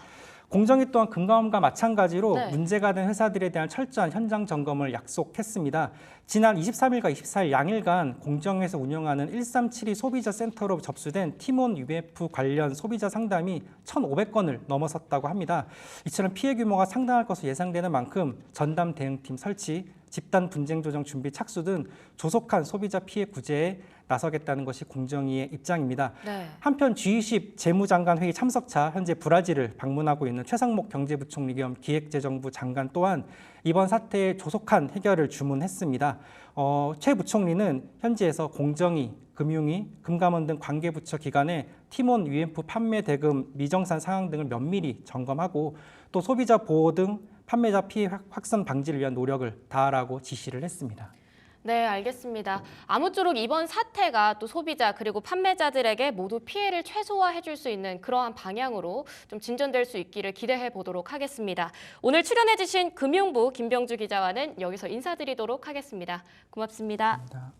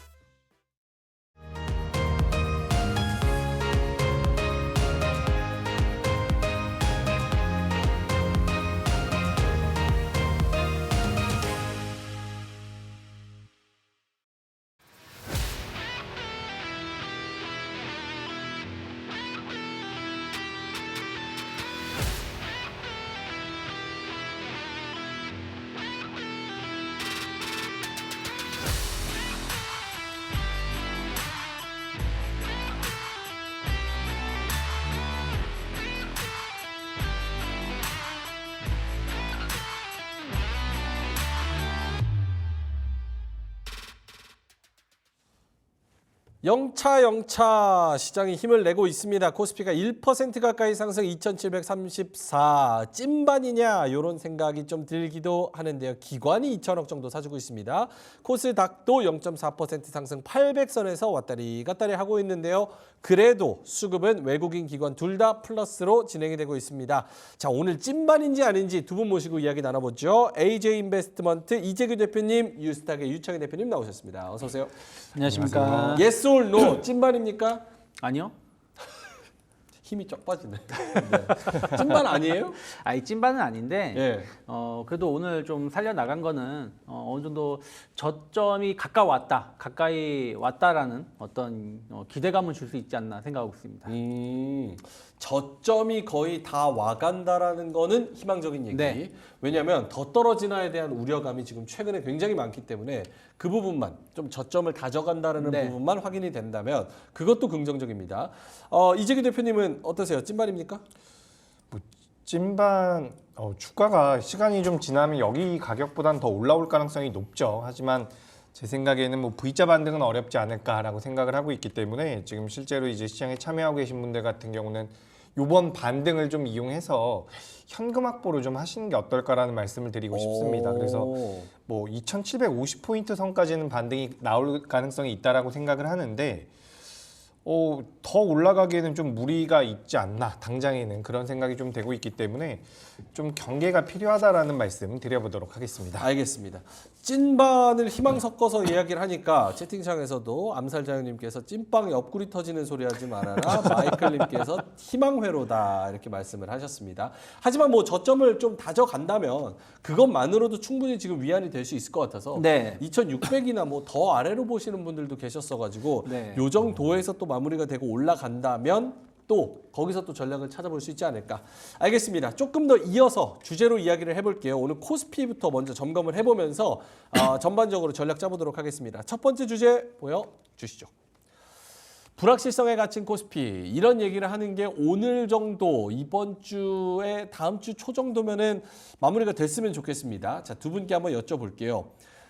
미국 GDP 호조의 코스피 저가 매수세 유입 소폭 상승 출발. 하지만 AI 거품 우려가 아직 남아있는 그런 상황이고 25일에는 외국인이 또 하루에 8천억 정도 던졌고 이틀간 1조 가까이 좀 팔아치웠다. 외국인 엑소더스. 여러 가지 불안감이 지금 상존해 있는 가운데 코스피가 불확실성에 갇혀서 지지부진하다라는 그런 얘기에는 어떤 요소들이 핵심적으로 있는지 유창희 대표님부터. 뭐 사실은 지금 이 조정이 나온 게 뭐 AI 거품 논란 이걸 떠나서 제일 큰 것은 이제 트럼프 때문이죠. 네. 그러니까 트럼프 바이든하고 이제 1차 토론 이후에 바이든이 완벽하게 밀린 다음부터 트럼프 트레이드라는 뭐 얘기가 나오면서 관련된 기업들이 주가는 움직였지만 사실 시장은 그때부터 조정이 나오기 시작을 했어요. 특히 이제 트럼프가 빅테크 관련해서 상당히 보수적으로 비판적인 발언들을 많이 했다라는 부분들이죠. 그리고 나서 이제 뭐 바이든 사태 뭐 이런 부분들을 가면서 이제 실적 시즌이 딱 들어왔는데 사실은 뭐 테슬라 실적 때문에 하락했을까요? 그건 아니죠. 뭐 다들 아시겠지만 로보택시 관련해서 이거 구라친 거 아니야라는 어떤 불확실성 이런 부분들이 주가를 끌어올렸다가 그거에 대한 일정 부분 되돌림이 나온 거지 하락이 나왔다라고 보기는 힘들다 생각 좀 하고 있습니다. 그리고 이제 알파벳 관련해서도 실적은 조금 잘 맞춘 것 같지만 결국에는 AI에 대한 어떤 뭐 엄청난 투자를 하는데 돈을 못 벌고 있으니까 이 네. 부분에 대해서 불안감 거의 처음 나온 거죠 이번 그 한 1년 사이에. 그래서 앞으로 이제 마이크로소프트라든지 뭐 아마존, 메타 쪽에서도 이런 얘기가 나올 건데 저는 의외로 어찌되었든 지금 이제 뭐 빅테크라고 해도 사실은 이 AI를 통해서 수익을 내기 위해서 노력하는 회사가 MS, 뭐 메타, 아마존, 뭐 구글 정도인데 이 네 개 중에서 한 개나 두 개 회사는 탈락을 할 거라 생각을 좀 하고 있어요. 네. 다 돈을 벌 수 있는 건 아니지 않습니까? 그러면 이제 어떤 쪽에서 만약에 마이크로소프트라든지 뭐 메타라든지 우리는 확신한다라는 발언을 해준다라면 또 거기에 맞춰서 주가는 올라갈 수 있다 생각 좀 하고 있습니다. 그래서 다음 주에 정말 마이크로소프트라든지 메타 이런 부분들의 실적도 중요하지만 그쪽에서 이제 또 똑같은 거 물어볼 거 아니겠습니까? 투자 이렇게 많이 하는데 수익 언제부터 예상할 수 있느냐? 수익 충분히 우리가 자신 있게 기대할 수 있느냐 했을 때 거기에 어떤 자신감을 보여주는지 여부에 따라서 AI가 거품이다 아니다를 다시 한번 확인할 수 있지 않을까 생각하고 있습니다. 알겠습니다. 이재규 대표님에도 같은 질문. 이 불확실성에 갇힌 코스피 어떤 게 핵심 요소고 이게 어느 정도 반영이 되고 있는 건지. 네, 일단 뭐 시장을 구성하고 있는 시가총액 상위 종목군들이 어쨌든 계속해서 약세를 보이고 있죠. 그렇죠. 방금 전에 말씀하셨던 빅테크도 마찬가지고 우리나라 코스닥 같은 경우 또 2차 전지가 많은 영향을 미치고 있기 때문에 아직까지는 뭐 크게 돌아서지 못하고 있는 모습인데 그래도 지금 방송이 진행되는 구간 동안 계속해서 우리 시장이 반등을 주네요. 그래서 이런 부분들을 좀 봤을 때 저점대에 대한 반등, 반발 매수가 좀 들어오는 것 같긴 합니다. 하지만 우리가 지금 시장에서 이야기하고 있었던 그 실적에 대한 모멘텀들을 가지고 있거나 성장성을 가지고 있었던 종목군들이 어제까지 이제 낙폭이 단기적으로 굉장히 많이 나왔어요. 그렇기 때문에 오늘 반등이 나오는 것은 우리가 V자 반등으로 보기보다는 기술적 반등에 좀 더 가깝지 않을까라고 저는 생각을 하고 있습니다. 그렇기 때문에 여기서 이제 반등이 나올 때 그 강도 자체가 저는 둔화될 가능성이 높다라고 생각을 하고 있고 그렇게 된다라고 한다면 한 달에서 두 달 정도는 기간 조정에 들어갈 가능성이 저는 높다라고 보고 있습니다. 그렇기 때문에 그 기간 조정에 들어가는 그 시기 동안 우리가 이제 포트를 저는 좀 구성을 바꿔볼 필요가 있다라고 생각을 하고 있거든요. 그래서 오늘 같은 경우는 어제 많이 밀렸었던 종목들이 반등을 많이 하고 있는데 그 종목들이 다시 한번 직전 고점까지 올라갈 것이냐라고 한다면 저는 살짝 의구심이 드는 부분들이 있습니다. 그렇기 때문에 지금 주가가 어떻게 보면 저점대에서 이제 막 반등이 나오는 종목군들이 있거든요. 그래서 예를 들어 가지고 뭐 GS 건설이라든지 우리가 그동안 시장에서 관심이 별로 없었던 기업들 중에서 최근에 좀 돌아서는 기업들이 있어요. 뭐 삼성 E&A, 삼성 엔지니어링이죠. 이런 기업들 같은 경우도 이제서야 반등이 막 나오는 거거든요. 그래서 지금까지 이끌어왔었던 종목들은 좀 조정을 받고 그동안 올라오지 못했었던 종목군들을 우리가 공략을 해봐야지만 죄송합니다. 하반기 때는 좀 더 좋은 결과물이 나올 수 있지 않을까 저는 그렇게 생각을 하고 있습니다. 그래서 지금 이제 상반기 때 좋았던 종목들이 이번에 반등이 나온다라고 하더라도 저는 그거는 직전 고점을 돌파하기 위한 반등이 아니라 기술적 반등에 가깝다라는 생각을 하고 있기 때문에 어느 정도 좀 현금화를 하셨다가 하반기 때 강하게 움직일 수 있는 종목군들로 좀 자금을 옮겨가시는 게 어떨까 이렇게 의견 드리겠습니다. 많이 아프세요? 아프진 않은데 자꾸 그러네요. 재채기와 기침이 좀 나가지고 예. 조심하시기 바래요. 요즘에 감기가 좀 유행이래요. 네. 그래서 주변에도 약간 감기 몸살로 좀 고생하시는 분들이 계셔가지고 건강 잘 챙기셨으면 좋겠습니다. 자, 그러면 결국 언제 무엇으로 반등하느냐를 생각해봤을 때 뭐가 모멘텀이 될 수 있을까? 예를 들어서 트럼프랑 해리스랑 박빙이라고 얘기하는 것도 또 하나의 불확실성인 것 같고 차라리 그렇죠. 한 후보가 압도적으로 앞서서 그에 따른 리스크를 그대로 жил머져서 반영을 하고 그 다음에 뭐 오르는 종목 오르고 이러면 더 나을 것 같기도 하고 또 실적도 엔비디아 실적이 언젠가요? 8월 한 초중순? 그때쯤에 엔비디아 실적이 나와서 조금 더 무언가 안개가 걷혔으면 하고 7월 31일에는 삼성전자 확정 실적 나오죠. 거기서도 뭔가 디테일이 나왔으면 좋겠고 어떤 모멘텀과 어떤 요소들이 좀 나와야 시장이 상승할 수 있는 그런 분기점을 찾을 수 있을지. 저는 금리라고 생각하고 있어요. 금리. 네. 근데 9월 달에 금리 인하 확률도 거의 네. 100%에 가깝게 지금 올라갔잖아요. 네. 그럼에도 불구하고 그렇죠. 그러니까 지금 이제 약간 최근에 시장이 좀 혼돈이 좀 나오고 있는 게 뭐 저는 대선은 결국 계속 불확실성은 계속 높아질 수 있다 생각하고 있어요. 결국에는 선거 전일까지도 뭐 트럼프가 되네, 해리슨이 되네 이렇게 가는 것이지 지금처럼 예전처럼 한 일주일 전처럼 트럼프가 무조건 된다라고 갈 가능성은 저는 없다라고 생각하고 있고요.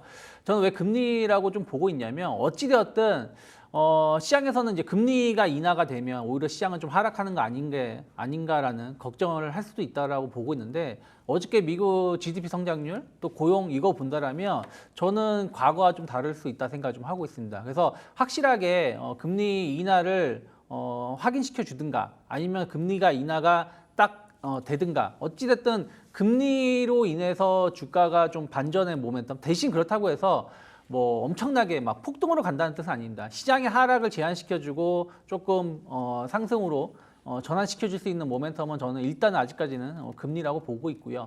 그리고 실적으로 본다라면 결국에는 엔비디아죠. 엔비디아가 뭐 IBM이 죄송합니다. 마이크로소프트가 뭐라고 하든 뭐 구글이 뭐라고 하든 엔비디아가 결국에는 우리 칩 판매 잘 되고 있다. 그리고 계속 앞으로도 걱정거리 없다. 이렇게 말해주는 것 자체 한마디가 상당히 좀 크다고 생각 좀 하고 있습니다. 그래서 다른 기업들의 실적도 중요하겠지만 뭐 결국에는 기술주의 반전을 끌어올리려면은 결국 엔비디아 실적이 아닌가 생각 좀 하고 있습니다. 그래서 그 전까지는 약간의 이제 굴곡은 좀 있지 않을까. 사실은 뭐 삼성전자 실적 이미 공개됐는데 여기서 뭐 얼마나 대단한 걸 보여주겠어요. 물론 이제 콩콜에서 어떤 발언들 하냐가 중요하지만 그거 자체가 시장을 돌린다? 뭐 그럴 가능성은 없다 생각 좀 하고 있고요. 또 뭐 우리나라만 지금 이런 모양이 아니라 사실은 최근에 글로벌 증시가 동반해서 하락을 했기 때문에 그런 것들을 좀 본다라면 아무래도 미국 쪽에 포커스를 좀 맞춰야 되지 않을까. 그러면 당장 어떤 시장을 강하게 끌어올릴 만한 이슈는 전 없을 가능성이 높다. 7월 FOMC도 큰 모멘텀은 없을 것 같다 생각 좀 하고 있어요. 그래서 오히려 그 8월 달이라든지 8월 중순 이후부터 시장은 조금씩 안정감을 찾아가지 않을까 생각하고 있습니다. 알겠습니다. 엔비디아 실적 잘 나와야 되고 그리고 그 전에 삼성전자 실적에서 무언가 반도체 아직 강하다라는 거를 좀 그때 7월 31일에 확정 실적 나올 때 컨콜이 있죠? 있죠. 네, 컨콜에서 어떤 이야기를 하는지. 하이닉스도 사실 컨콜에서 좋은 얘기를 되게 많이 해가지고 삼성전자 컨콜에서도 특히나 퀄테스트 찌라시 왜 이렇게 많이 도는 건지 그것도 근데 한번 이번에 컨콜에서. 어쨌든 그 삼성전자 실력이 없다는 게 보여준 거잖아요. 그래요? 네. 그래가지고 시간의 문제죠. 실력이 없다뇨. 시간의 문제가 실력이 없으니까 시간의 문제지. 그렇습니까? 그렇죠. 신중하는 걸 수도 있잖아요. 신중이요? 엔비디아가 좋게 보자면. 신중하게 퀄테스트를 해가지고 삼성전자만 좋게 통과를 계속 보자면. 못하고 있는 건가요? 네. 그래가지고 네. 그러니까 이게 이번에 그거에 대한 어떤 질문이 많이 나올 것 같아요. 네네. 그래서 그 부분에 좀 불안감을 해소를 못 해준다면 저도 사실은 지난번 그 뉴스 이후에 삼성전자에 대한 뷰가 좀 바뀐 부분들이 있는데 거기에 따라서 좀 변동성이 있지 않을까 생각하고 있습니다. 오케이, 알겠습니다. 오늘 삼성전자 하이닉스에 또 반등을 해주고 있기 때문에 이 부분도 어떻게 진행되는지 확정 실적 플러스 엔비디아 실적까지 한번 챙겨보고 그게 분기점이 될 수 있다. 알겠습니다. 우리 기침 전문가 이재규 대표님, 네. 어떻게 해요? 상승할 수 있는 분기점 찐반이 아니고 좀 기간 조정을 거치다가 그 다음에 V자 반등 지나서 그때 이제 올라갈 것이다라고 생각한다면 맞습니다. 그 분기점이 뭐가 될지 짧게만. 일단 뭐 대장주들, 대형주들이 밀리지 않는 게 일단 전 중요하다라고 생각을 하고 있습니다. 그래서 지금 반도체나 2차 전지나 업황 자체는 뭐 반도체는 좋을 것이다라는 분석들이 계속해서 나오고 있고요. 2차 전지도 좀 반등을 할 수 있지 않을까 그런 분석들이 있는데 여기에서 가장 중요한 거는 전 이제 반도체나 2차 전지가 못 간다라는 것이 아니라 여기서 이제 탄력적으로 움직이기에는 좀 시간이 걸릴 것이다. 뭐 이런 관점인데 제가 봤을 때는 반도체와 2차 전지 쪽 특히 반도체 같은 경우는 뭐 강하게 올라갈 만한 모멘텀보다는 결국엔 실적이라고 생각을 하고 있거든요. 그래서 이 실적적인 부분들이 계속해서 잘 찍힌다라는 부분들이 시장에서 부각이 된다라고 한다면 주가가 많이 밀리지 않겠죠. 그렇다라고 한다면 그 외의 종목군들에서 지수 상승을 어느 정도 만들어낼 수 있지 않을까 저는 그렇게 보고 있습니다. 그래서 반도체 이쪽 같은 경우는 저는 올라갈 가능성은 높지만 과거 같은 탄력성을 보이기에는 굉장히 어렵다라고 생각을 하고 있고요. 중요한 포인트네요. 그렇죠. 저는 개인적으로 이제 왜 그러냐면 우리가 지금 반도체 쪽에 대해서 나쁘게 생각하거나 나쁜 분석은 거의 없거든요. 근데 그런 것에 대해서 우리가 좀 경계를 할 필요가 있다라고 생각이 되고요. 시장 전반적으로는 방금 전에 유창희 대표님께서 말씀해 주신 금리 인하도 저도 역시나 굉장히 좋은 포인트라고 생각을 하고 있고 그리고 긍정적으로 본다라고 한다면 정치적인 불확실성이 계속해서 좀 감소할 가능성이 높다. 다만 우리가 이제 여기서 걱정할 부분은 뭐 빅테크의 실적이 둔화된다거나 경기 불확실성. 그러니까 경기가 좋을 것이다라는 전제 조건이 계속해서 붙잖아요. 네. 근데 여기서 만약에 미국의 경기가 안 좋아져서 금리 인하를 무조건 해야 된다라는 식으로 간다라고 한다면 그때도 역시 우리가 리스크 관리가 좀 필요할 수 있지 않을까. 그래서 저는 사실 우리 시장에 대해서 계속 긍정적인 뷰로 가져왔거든요. 근데 최근에는 조금 우려가 되는 부분들이 있습니다. 예, 최근에는. 알겠습니다. 제가 뭐 최근에 많은 분들을 만나면 반도체주는 하반기에 신선도 측면에서 매력이 좀 떨어진다라고 얘기하시는 분들이 꽤 많습니다. 이미 그러니까, 떨어졌죠. 네, 그래서 다시 반도체주가 반등한다고 하더라도 예전 같은 상반기 AI 등장해서 와 이런 게 있어라고 할 만큼의 그런 상승률을 기대하기는 좀 어렵지 않을까라고 생각하시는 분들도 계시고 그래서 선택을 잘 하셔야 될 것 같습니다. 전략적으로 많은 이야기를 좀 들어봐야 될 것 같고요.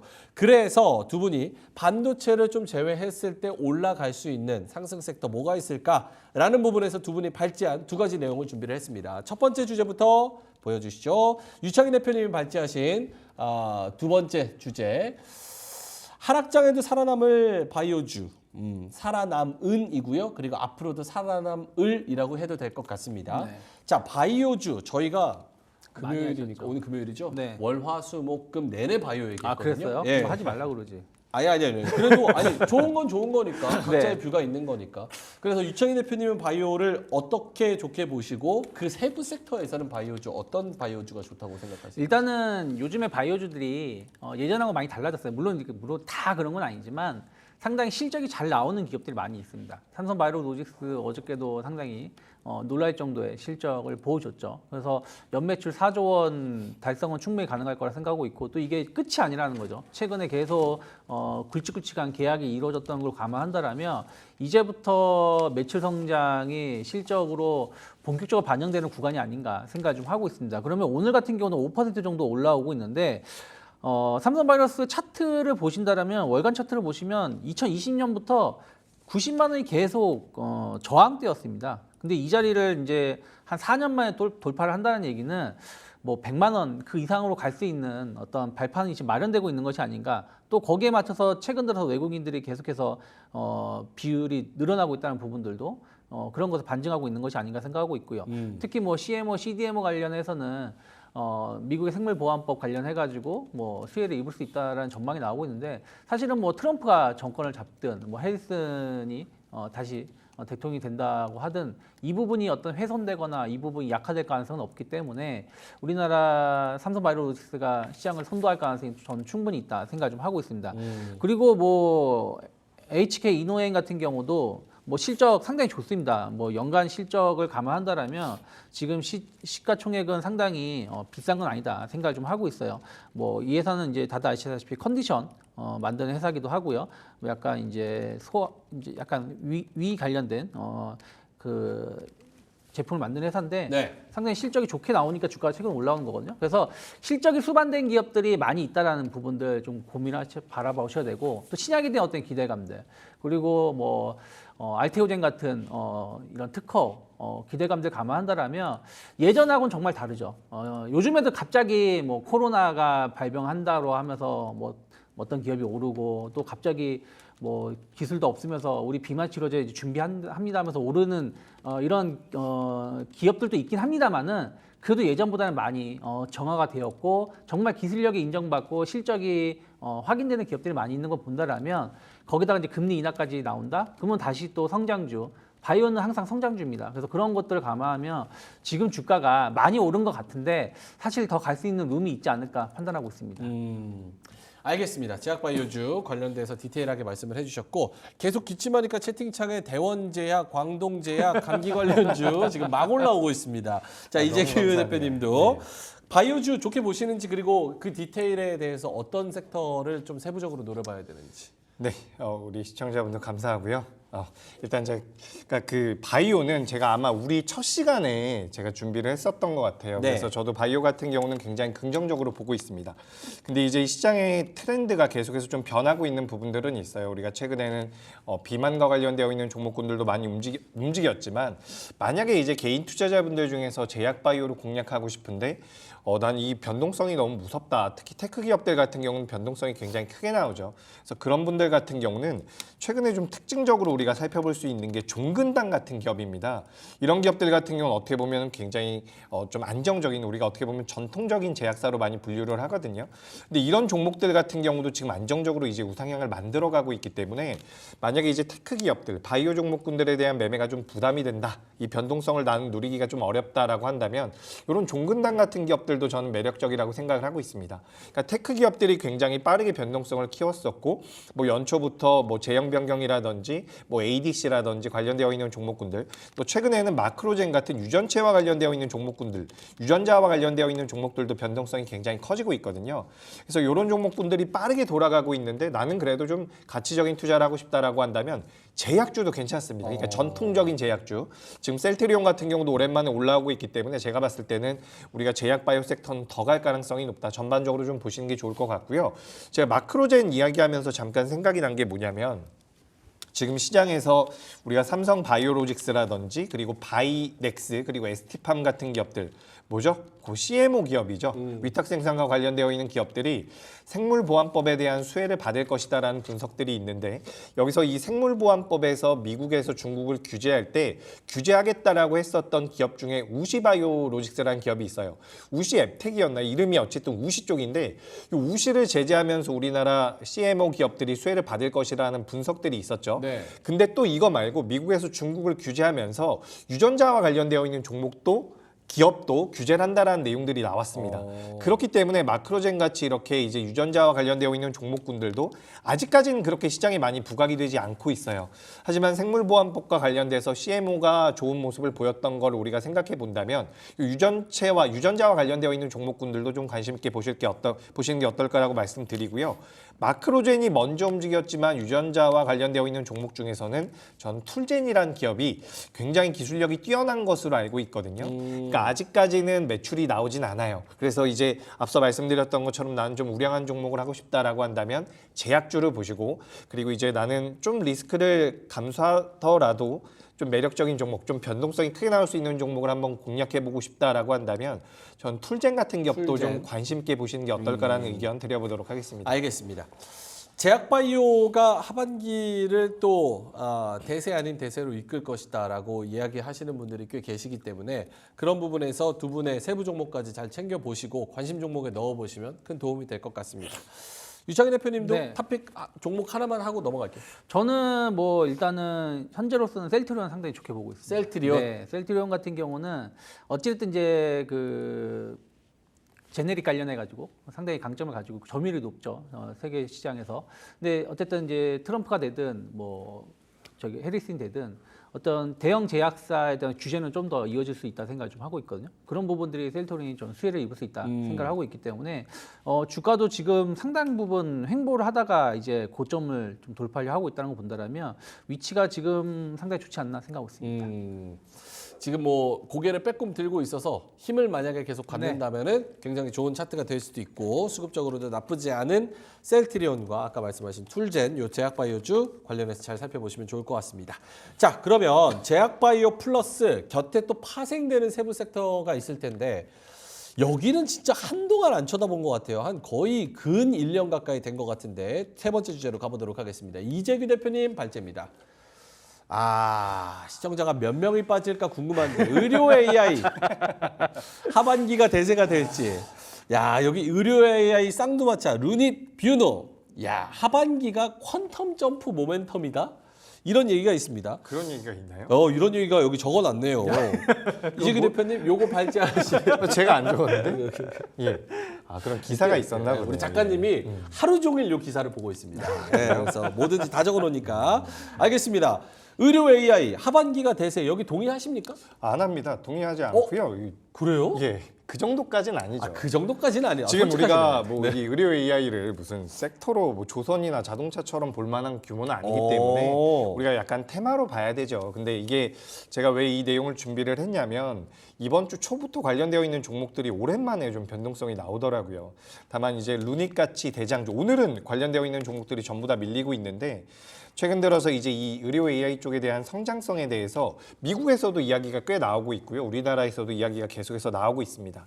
그래서 아까 전에 앵커님께서 말씀하셨던 것처럼 제약바이오가 시장에서 굉장히 뜨겁기 때문에 이 제약바이오에서 추가적으로 파생될 수 있는 게 뭐가 있을까라고 생각을 해보면 AI 쪽이 붙을 가능성이 굉장히 높다라고 생각을 하고 있어요. 네. 지금 미국에서도 요 AI 쪽에 이 AI를 이용한 의료 쪽에 대한 투자들이 계속해서 이어지고 있는 부분들이 있는데 우리가 어쨌든 AI라는 트렌드에서 인프라가 구축이 된다라고 한다면 AI를 이용해서 결국에는 부가가치를 만들어야 되지 않겠습니까? 근데 그런 부가가치를 만들 수 있는 쪽에서 이제 의료 AI가 굉장히 메리트가 있지 않을까라고 생각이 돼서 좀 관심 있게 보시는 게 어떨까 이렇게 좀 생각이 돼서 준비를 해왔고요. 네. 실제로 이 AI 의료 시장 같은 경우는 뭐 연간 평균 성장률이 40%가 넘어간다라고 이야기가 되고 있어요.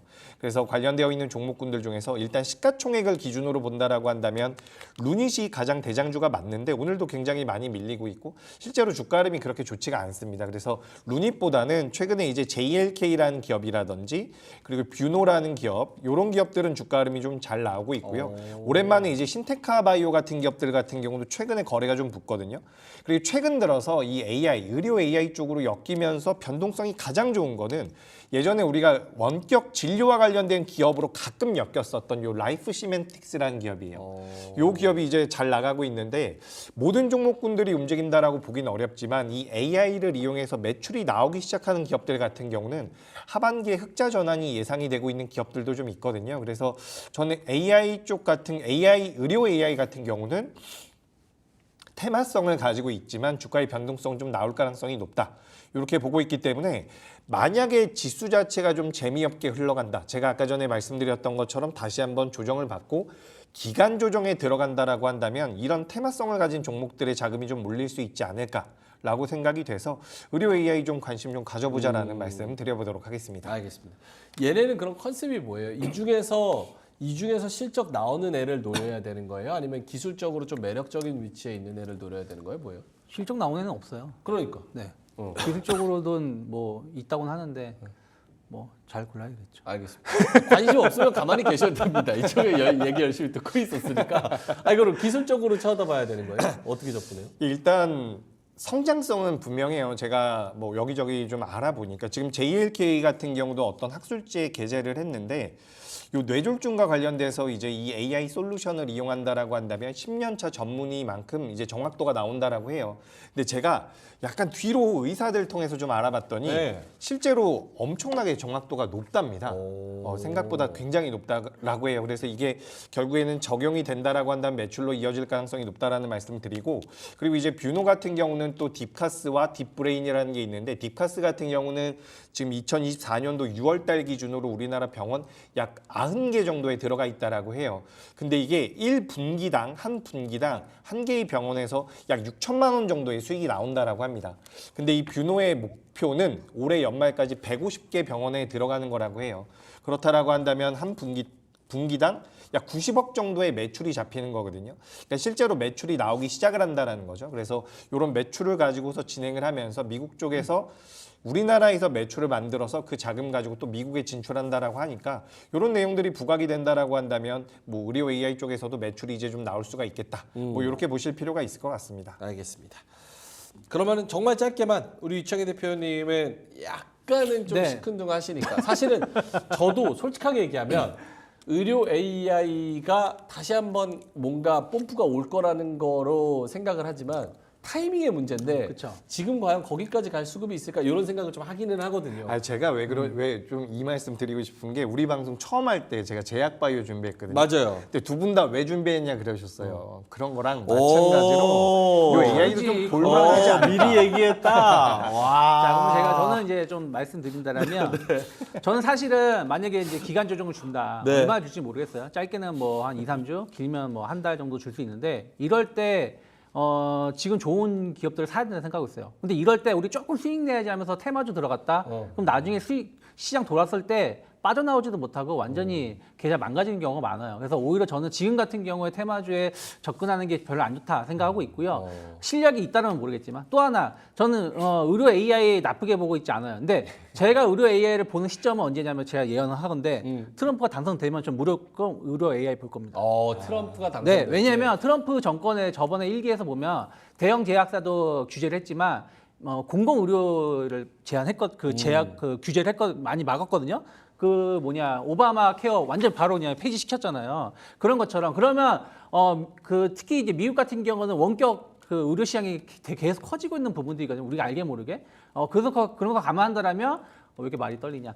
의료 AI가 저는 그때는 주목받을 수 있다. 만약에 테마가 크게 터진다. 그러면 트럼프 당선 땅땅했을 때 전 그때부터는 좀 한번 모아볼 생각은 있습니다. 알겠습니다.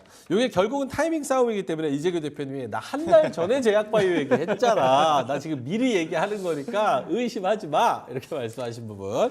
알겠습니다. 자, 그러면 두 분의 주제 제약바이오 거기다가 의료 AI까지 잘 살펴봤고요. 오늘의 오후장 공략주 한번 가보겠습니다. 두 분이 갖고 오신 종목 KB금융과 뷰노 역시나 뭐 루닛, 뷰노, JLK 이 셋 중에 하나인데 결국은 이제 뷰노 그리고 아까 제약바이오 얘기했지만 네. KB금융은 저는 진짜 좋은 것 같아요. 그래서 네. 두 분의 종목 다 굉장히 긍정적으로 바라보고 있는데 유창희 대표님 먼저 한 1분 30초 드릴 수 있을 1분 것 30초. 네. 네.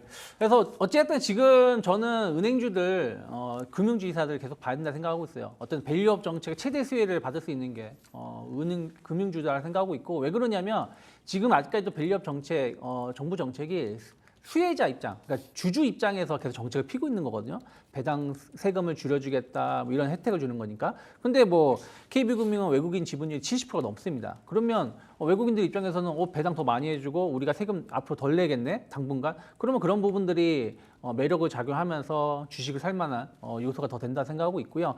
또 실적이죠. 실적 상당히 좋게 나왔죠. 2분기 순이익이 2조 7,800억. 이게 홍콩 ELS를 반영시킨 거기 때문에 뭐 앞으로 더 좋아지면 좋아졌지 이게 피크는 아니다 생각 좀 하고 있습니다. 그리고 이제 비은행 영업 부분 항상 은행주들 말을 할 때 은행 영업 말고 뭐 카드 투자 뭐 이런 쪽에 대한 증권. 그렇죠 증권 그런 부분들에 대해서 경쟁력이 얼마나 확보가 되느냐인데 KB는 계속해서 늘어나고 있어요. 그래서 그런 부분들도 저는 긍정적 평가를 좀 하고 있고요. 그리고 이제 금리 인하에 대한 어떤 기대감, 뭐 금리 인하에서 예대 마진 떨어지지 않느냐, 그건 뭐 아무 의미 없는 겁니다. 금리 인하하는 것만큼 빛의 속도로 예금 금리를 떨어뜨리죠. 대출 금리는 안 떨어뜨리고 그래서 그거에 대해 걱정할 필요 없다 생각하고 있고 오히려 그것 때문에 부동산 경기가 좀 회복되는 게 있지 않습니까? 건설주가 올라오는 것도 그런 부분들이기 때문에 은행주 지금 주가가 비싸지 않다 생각하고 있기 때문에 저는 일단 단기 목표가 한 10만 원 정도 열어놓고 있고요. 8만 원만 크게 이탈하지 않으면 분할 매수 가능하다 판단하고 있습니다. KB금융 사실 5자 공략주 아니더라도 이건 네. 장기적으로 봤을 때도 정책 모멘텀 있고 실적 잘 나오고 그리고 계속 좀 드라이브 걸리고 요즘 이런 불안 부분에서 시장에서는 충분히 해볼 만한 나쁘지 않은 생각이 것 있습니다. 같습니다. 자, 알겠습니다. 이재규 본부장님의 공략주 치즈볼 민주님께서 재규 맨날 아파 이렇게 말씀을 하셨는데 요걸로 다 잡아냅니다. AI 의료 뷰노로 다 잡아내는데요. 투자 포인트는요. 네, 뷰노 일단 매출이 나오고 있다라는 부분이 가장 중요할 것 같습니다. 매출이 나오고 있다라는 부분이 중요하고요. 뷰노 같은 경우는 이제 7월 28일에서 8월 1일 날 그 알츠하이머 관련돼서 국제 컨퍼런스가 있다라고 해요. 그래서 거기에 참여를 하면서 관련되어 있는 내용들이 좀 나올 수 있지 않을까라고 생각이 되고 있습니다. 그러니까 딥카스 같은 경우는 심장과 관련되어 있는 부분이고요. 딥브레인 같은 경우는 이제 뇌 MRI 쪽과 관련되어 있는 부분이거든요. 그래서 관련돼서도 좀 엮임이 나올 수 있다라고 생각을 하고 있는데 아까 전에 이제 유창희 대표님 말씀 좀 들어보니까 지금 시장이 어쨌든 단기적으로 많이 밀렸죠. 그리고 많이 밀렸다가 반등이 나올 때는 또 대장주들이 가는 게 맞아요. 그래서 일단은 저는 이제 뷰노 자체는 굉장히 긍정적으로 보고 있고 의료 AI 쪽에도 긍정적으로 보고 있는데 약간 테마성을 가지고 있는 것은 분명합니다. 그래서 만약에 좀 나는 우량한 종목들을 선호한다라고 한다면 대장주의 성격을 가지고 있는 종목들 보시는 것도 좋고요.